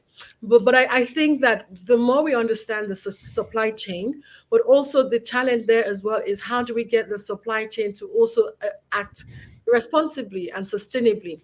And what we have here in Africa is that we have a lack of storage. So a lot of food is wasted even before it gets to the end user because lack of storage, lack of processing. So a lot of food is still fresh. We don't have processing and packaging capabilities. But if the hotel tourism industry can start to key into that, you can already see that as an aggregate, we can make some difference.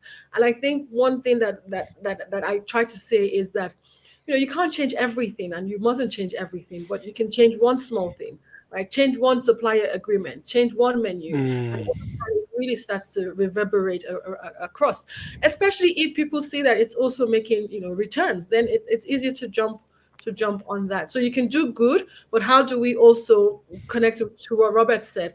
How do we also take the responsibility as practitioners to strategize in ways that also create economic value? Because sometimes it's not enough to just, do this because it's good. It's like, you also have to really think about the financial. Yeah. At the end of the day, it's a business. I tell you, if you want to make it cool, I would be talking to Robert because man, it's so cool. I also, it's sort of funny that you're talking about it's a matter of perspective, right? Farm to table can be, oh my God, it's just come from the farm, right? To, oh my gosh, it's this is unique and different, and sometimes it just takes the mindset switch from the farmer's perspective. It's like, oh, I am, and quite often we don't know how unique and special what we do on the day-to-day basis is until somebody from outside tells us that is the case. Really interesting. Okay, so we are cruising through this panel time together. I have a question. I'm not even sure how to ask this question, right? And don't throw things at me as I ask it. But Alex gave it to me, so I'm going to do it. To play devil's advocate, to accommodate the desired travel volume out there, what about we just put all of these, special places that are suffering from over-tourism, we just say, okay, we give up on those. They're going to be over-touristed forever. And then that way we can keep the tourists out of the spaces that they're not in at the moment. We'll sacrifice a couple of locations. We'll make the Louvre as miserable as possible. We'll make sure that Machu Picchu is has got 5 times more than number of people that are on it now, but we'll keep the other places, Thiago's long tail of these locations. We'll keep the tourists away from there to keep them special and not destroy it by having too many tourists. And I just want to get your initial gut reaction to that question. It's a good question, but yeah, what's your gut reaction to it? I could go for it, mate. I could give a very gut reaction. It's an interesting question, and this idea of there's going to be some sacrificial lamb destinations where you are going to direct mass tourism, it's probably a real discussion. Here, it's something that actually is happening. I would say Brazil has this distinction of having this kind of ever-growing middle class with hunger to travel. Travel is a status marker, and especially now with social media and the people ability to not just chase down their friends and bore them with travel snapshots, but to actually put out on their social media channels that they are in other places, and that really amps up, I think, social pressure among the growing middle class to kind of travel. And the numbers of travelers in this market that are going for a quite small number of beach paradise places, it could destroy the fragile destinations very easily. And so you do have among people like me a little bit of an effort of dealing with the travel agencies, the tour operators that deal with that market, and trying to get them to avoid putting their money into giant bus fleets going to places that just simply can't sustain day tourism. Day tourism is a very big subject in my world, because it really isn't sustainable in a lot of the fragile, ecologically fragile places. You really need tourism that is overnight, multi-day, leaving big spending tourism to sustain some of these fragile mangrove beach destinations, and you just can't have 10,000 people a day coming in by buses in and out every 6 hours. And I do think there's a balance in that, and there's exploring that, I think, is worthwhile, because you simply could, and I had introduced this subject before about what I think is good now, is that we do, it's not a dirty word, and you don't immediately get accused of elitism when you talk about capacity limits now in a place like Brazil. When I started 15 years ago, with the nonprofits we were working with we have a sustainable tourism nonprofit here in this town, working since 2010 with the sustainable tourism in its thing. But that got very easily categorized as rich people trying to keep poor people out of the best destinations years ago. And now the conversation is a little more reasonable about you simply can't support those destinations. But there are beach places that can absorb larger numbers, and you can push for sustainable practices as much as possible in those places. And so it is a balance. I think it's always going to be a balance which is somewhat uncomfortable,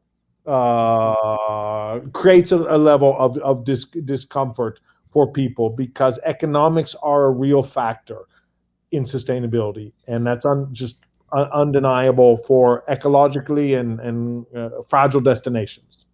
Yeah, and there are going to be places that we're going to need to be able to manage higher numbers at, and so there's a challenge around that. Tiago, I'm going to come to you, mate, because you deal with locations that people want to come and visit with. What's your gut reaction to this? Mate, you're muted there for a sec. Sorry. Hey! My son just came in the room. This is a interesting question. I have as example Iguaçu National Park, where we have the Iguaçu Falls in Brazil. It's very famous. We have been receiving 3 million visitors per year. But what we do, it's the falls, it's like 2% of the park. And we really made a very nice infrastructure that we can receive all the tourists to see the tourists that want just to take a picture of the falls. They go to that area, they take the picture, they go away, and they support the management of the entire park and even other parks of the system. And there are other areas in the park where visitors that want to have a more deep experience in nature, they can walk in trails and in a much better experience solitude in the park. So the thing about carrying capacity and limits of acceptable change, we are learning a lot in protected areas, because you don't need always have to limit the number of people. You can spread people more in the space. You can spread people more in time. Louvre can open 24 hours a day, and people who wants to have a better experience can go 2 a.m., for example. And also you can make places more resistible for tourism, more resistant for receiving more people. You also can increase prices. This is something that you're going to exclude segments, but if the destination is really too much people, normally the destination will increase prices because it's a thing of supply and demand.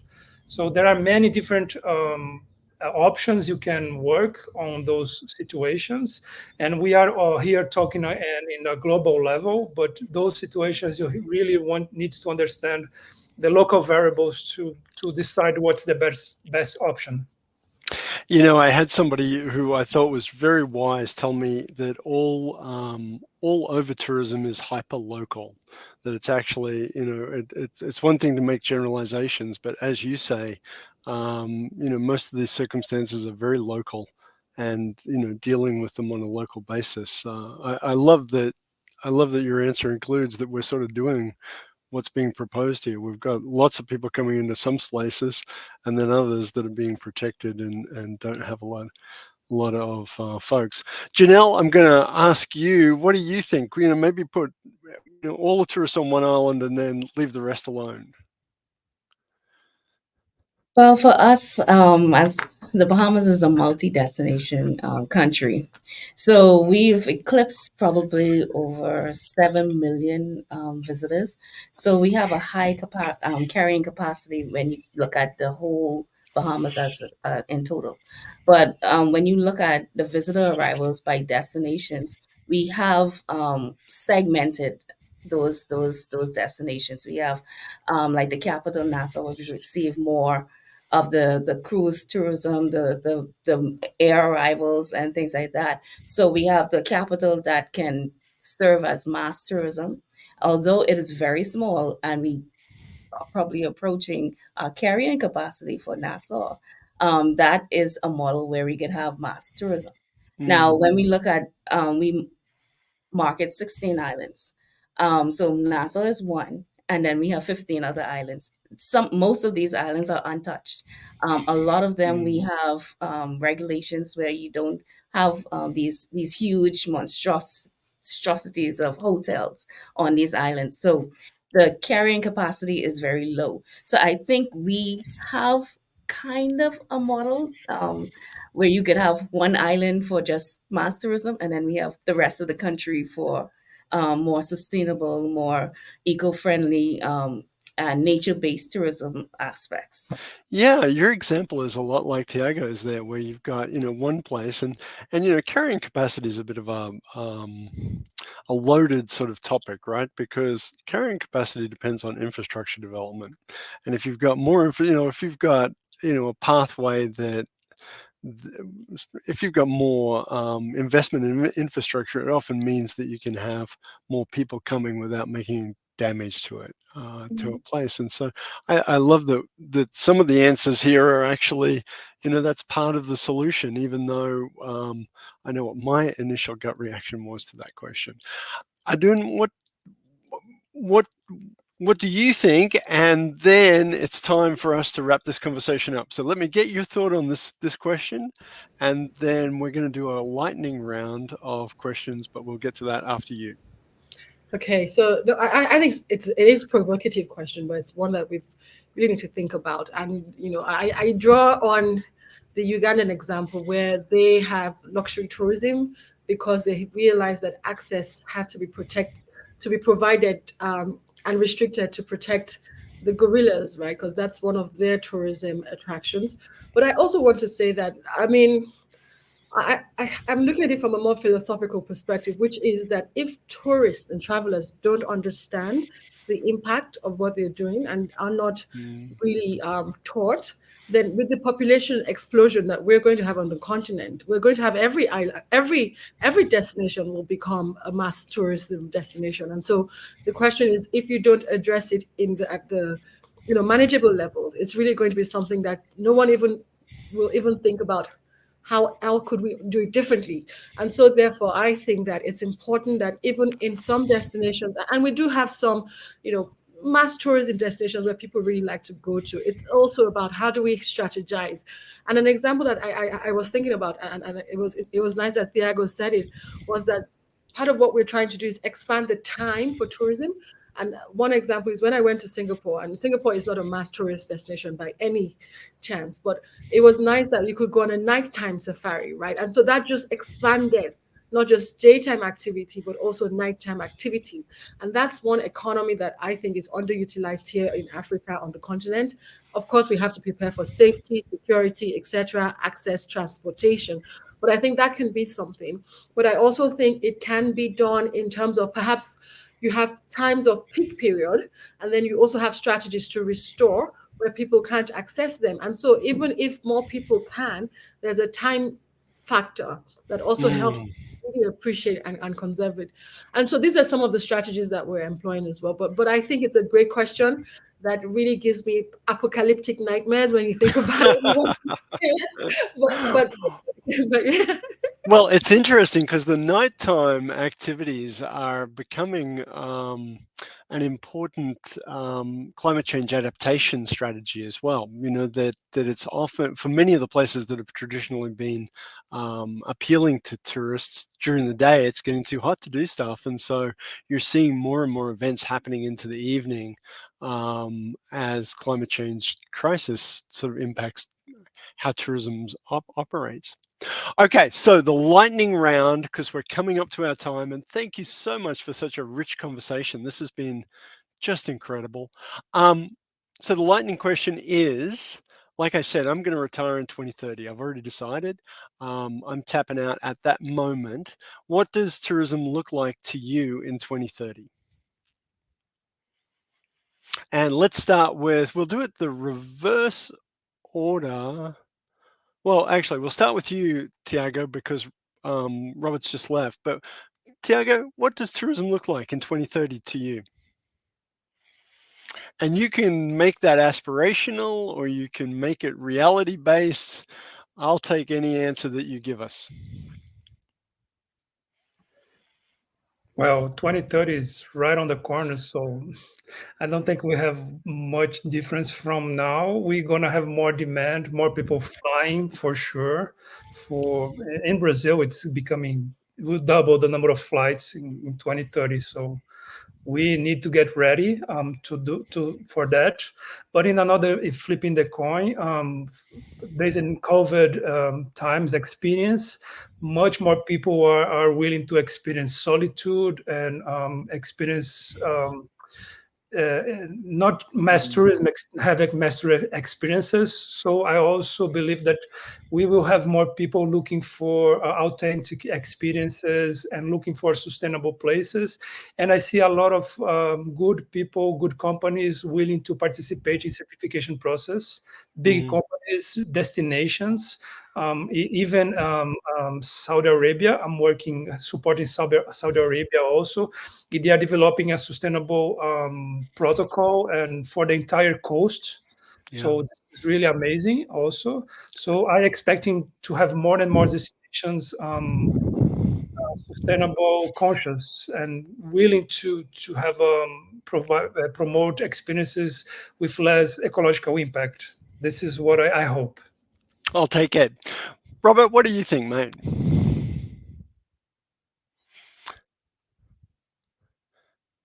No worries, mate. There you go. Sorry, I'm back on. I think it's very interesting what Thiago had said about expanding the hours of the Louvre, which I think this kind of solutions, I I optimistically hope we have more experimentation in the next years, because we're really talking about that kind of experimentation here. I talked about economic factors working to reduce the impacts of over-tourism. Yeah, that's easy. It's use an example of cigarettes. I know from the one way of reducing smoking around the world, all the pictures of brutal scenes on packages and public education have zero impact. Raising the price of cigarettes a little bit reduces smoking. And that's why in tourism, the pricing thing of reducing over tourism by tourism taxes, which Venice is experimenting with, for example, it's a easy way to control immediate impact of controlling numbers of arrivals. But what I really am excited by and what I would like to see more of is what Thiago is talking about, of exploring different areas of a park, expanding the hours of the Louvre. But this takes public action. It takes spending and investment and coordination, and it's a difficult thing to achieve. But I do think we're going to have more of that, because we're kind of in the early stages of it seriously addressing the concept of over tourism. Will it seriously change by 2030? Probably not. And the impact of the greatly increased flights and travel is a challenge as well. But I do think we're going to have more innovation addressing that challenge. And that's why, I think that's why it's so important to have conversations like this, because, there's so much good work being done all over the world. And, we all feel like we're bloody reinventing the wheel, each and every one of us as we try and address these, and to capture good ideas from other places can be really, to get that inspiration from other places is so important. I can give a very good example also. I lived in Italy for many years. I still have a home there, and I'm very connected to some tourism players and sustainable tourism players in Italy. And I remember very well in Umbria,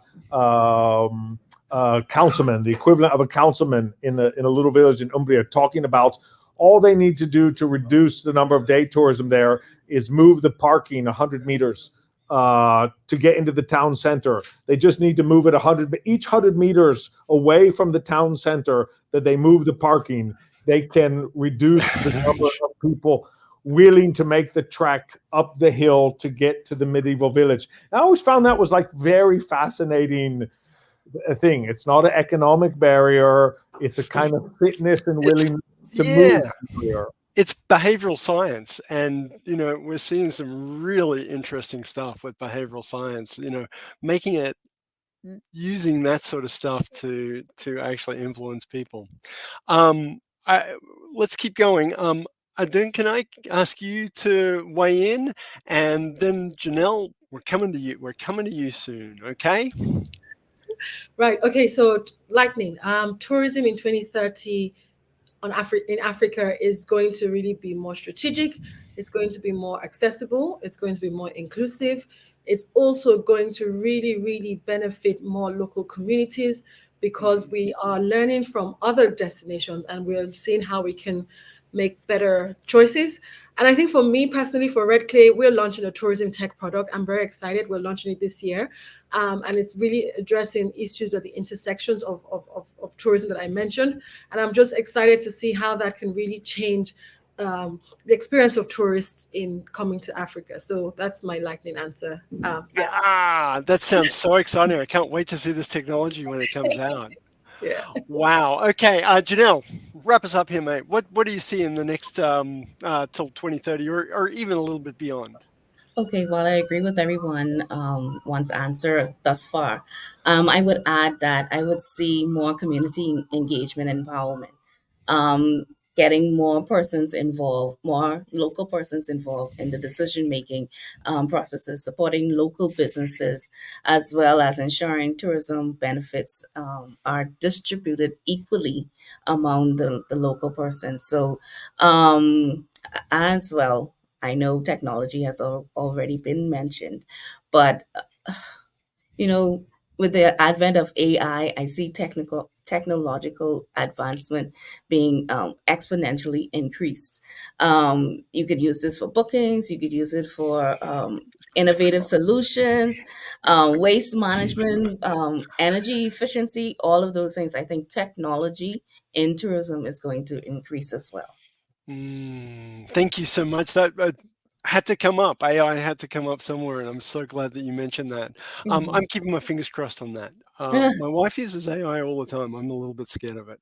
So, thank you. Thank you for a wonderful conversation. Thank you for each of you taking the time today to share a little bit about your experiences and what you see is coming up. I've had a wonderful time talking to you, and I'm sure that, you know, whoever is listening in here right now has really had the blessing of hearing, you know, some great contributions from each of you. So thank you so much for your time and your energy and your insights today. I think that you have made this panel a real contribution to the World Tourism Day Forum here at CREST. My understanding is that I am flicking this over to Andrea and Wes. Are you guys there? I am. Okay, thank you. And I'm out of here. Cheers. All right. Thanks, Jonathan. Hi, everyone. It's so good to see you. And thank you so much for joining us yesterday and today for World Tourism Day Forum. I'm Andrea Pinnabell. I'm the chair of the board for CREST. And it's my absolute pleasure this year, as I did last year, to honor the Martha Honey Legacy and Responsible Travel Award. The inaugural award, if you have not joined us before, was made at the 2019 World Tourism Day Forum called Impact Tourism, Giving Time, Talent, and Treasure. The first award was given to the founder of CREST, Dr. Martha Honey, in order to honor her incredible leadership at CREST as its founder and her accomplishments in responsible travel. At that time, the board and staff of CREST decided to make this an annual award from the CREST board of directors to someone in the tourism space dedicated to making a significant difference in the world of responsible travel. So this year's distinguished award too, and you may have already gotten a sneak peek, so you already know, I'm super excited to announce that Bruce Pintip of G Adventures earned this award this year. So big applause to Bruce. Bruce was selected from a very distinguished list of potential candidates for the 2023 award. He was nominated for his unwavering leadership in advocating for the principles of sustainable travel around the world. We wanted to give you a little bit of insight into why Bruce was chosen for this award. So a couple of quotes from the nominators and board members that might give you a little bit of insight into Bruce. One, Bruce Tip was my top choice. This is the quote, because of his efforts have reached a global audience with the potential to reach billions of travelers. Unlike the other candidates that may only have a single hotel or tour operator, his reach was much greater. His work with Last Tourist has the potential to move the needle, educating potentially billions of travelers to make a more responsible travel choices from holistic perspective. And in fact, there's a documentary that was made that covers a broad range of perspectives and covers many topics from animal welfare over tourism that he had a major hand in developing. Since it can be easily streamed on Hulu, et cetera, and other platforms, this message can reach billions of people around responsible tourism and create a groundswell of change required to push the travel industry towards positive change.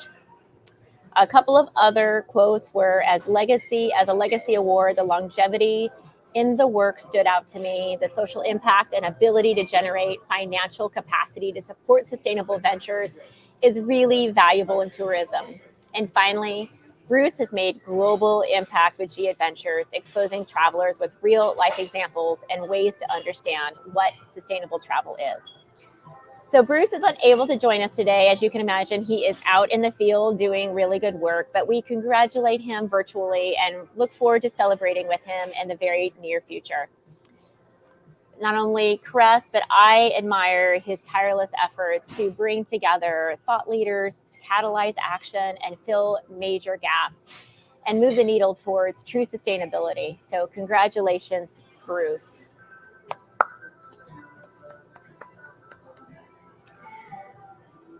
So the other part that I get to do today, which I'm as excited about as the Martha Honey Legacy Award, is, as many of you remember, at last year's World Tourism Day Forum, I announced, as part of the transition of our former executive director, the elevation of Wes Espinosa as the CREST interim executive director.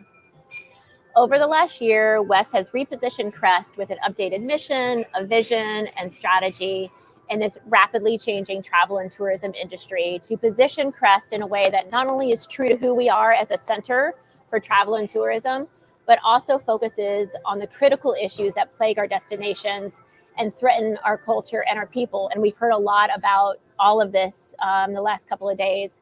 And namely, the 4 areas of the 4 pillars that we work in are over-tourism, climate change, poverty and inequality, and the loss of natural and cultural heritage.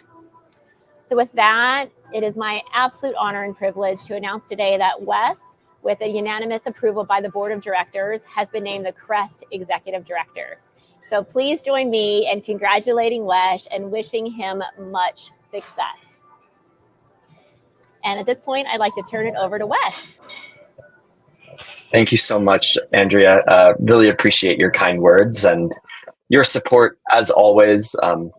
Thank you as well to the entire CREST board, not just for your trust in me, but for your trust in the direction that we collectively intend to take CREST.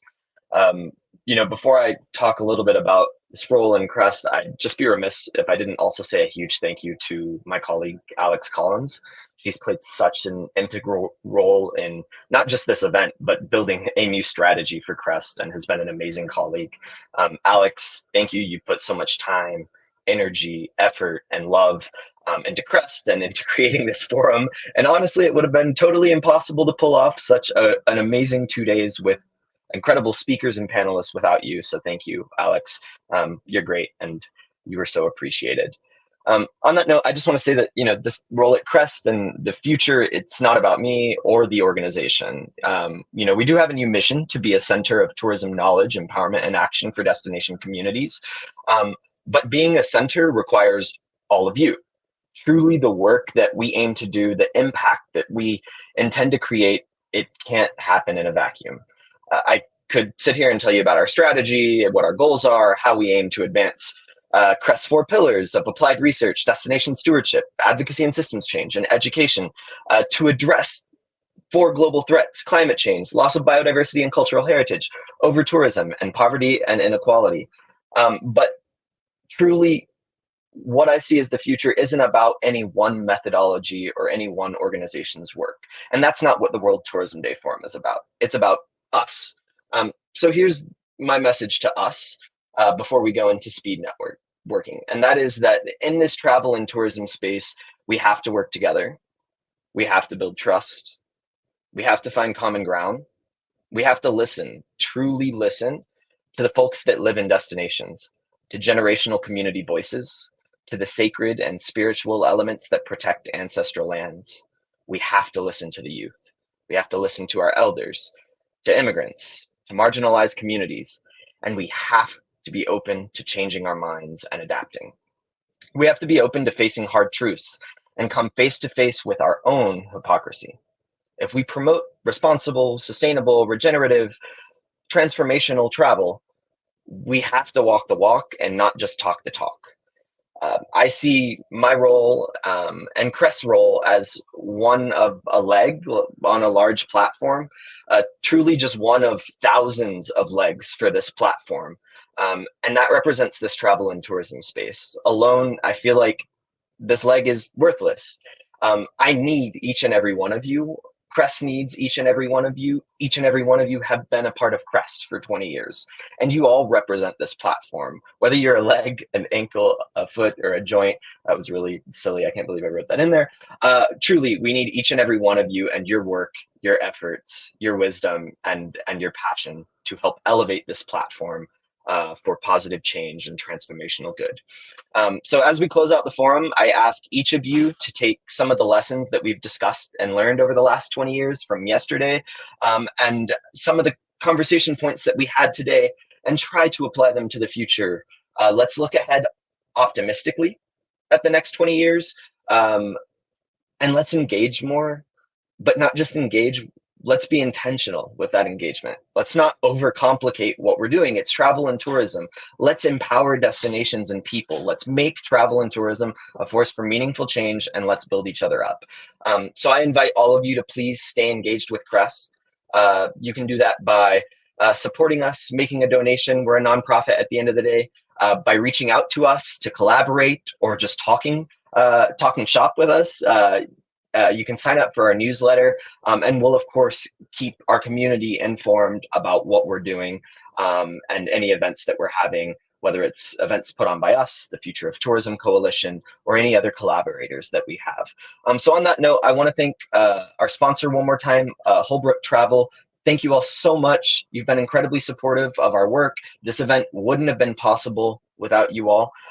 And I would like to say now, let's go ahead and go into some speed network. So before we go into speed networking, just a heads up, everybody, that the speed networking session, which you'll go on like that lobby page and then hit on the left side of your screen, networking, it'll give you 3 minutes with somebody. It'll randomly pair you with somebody.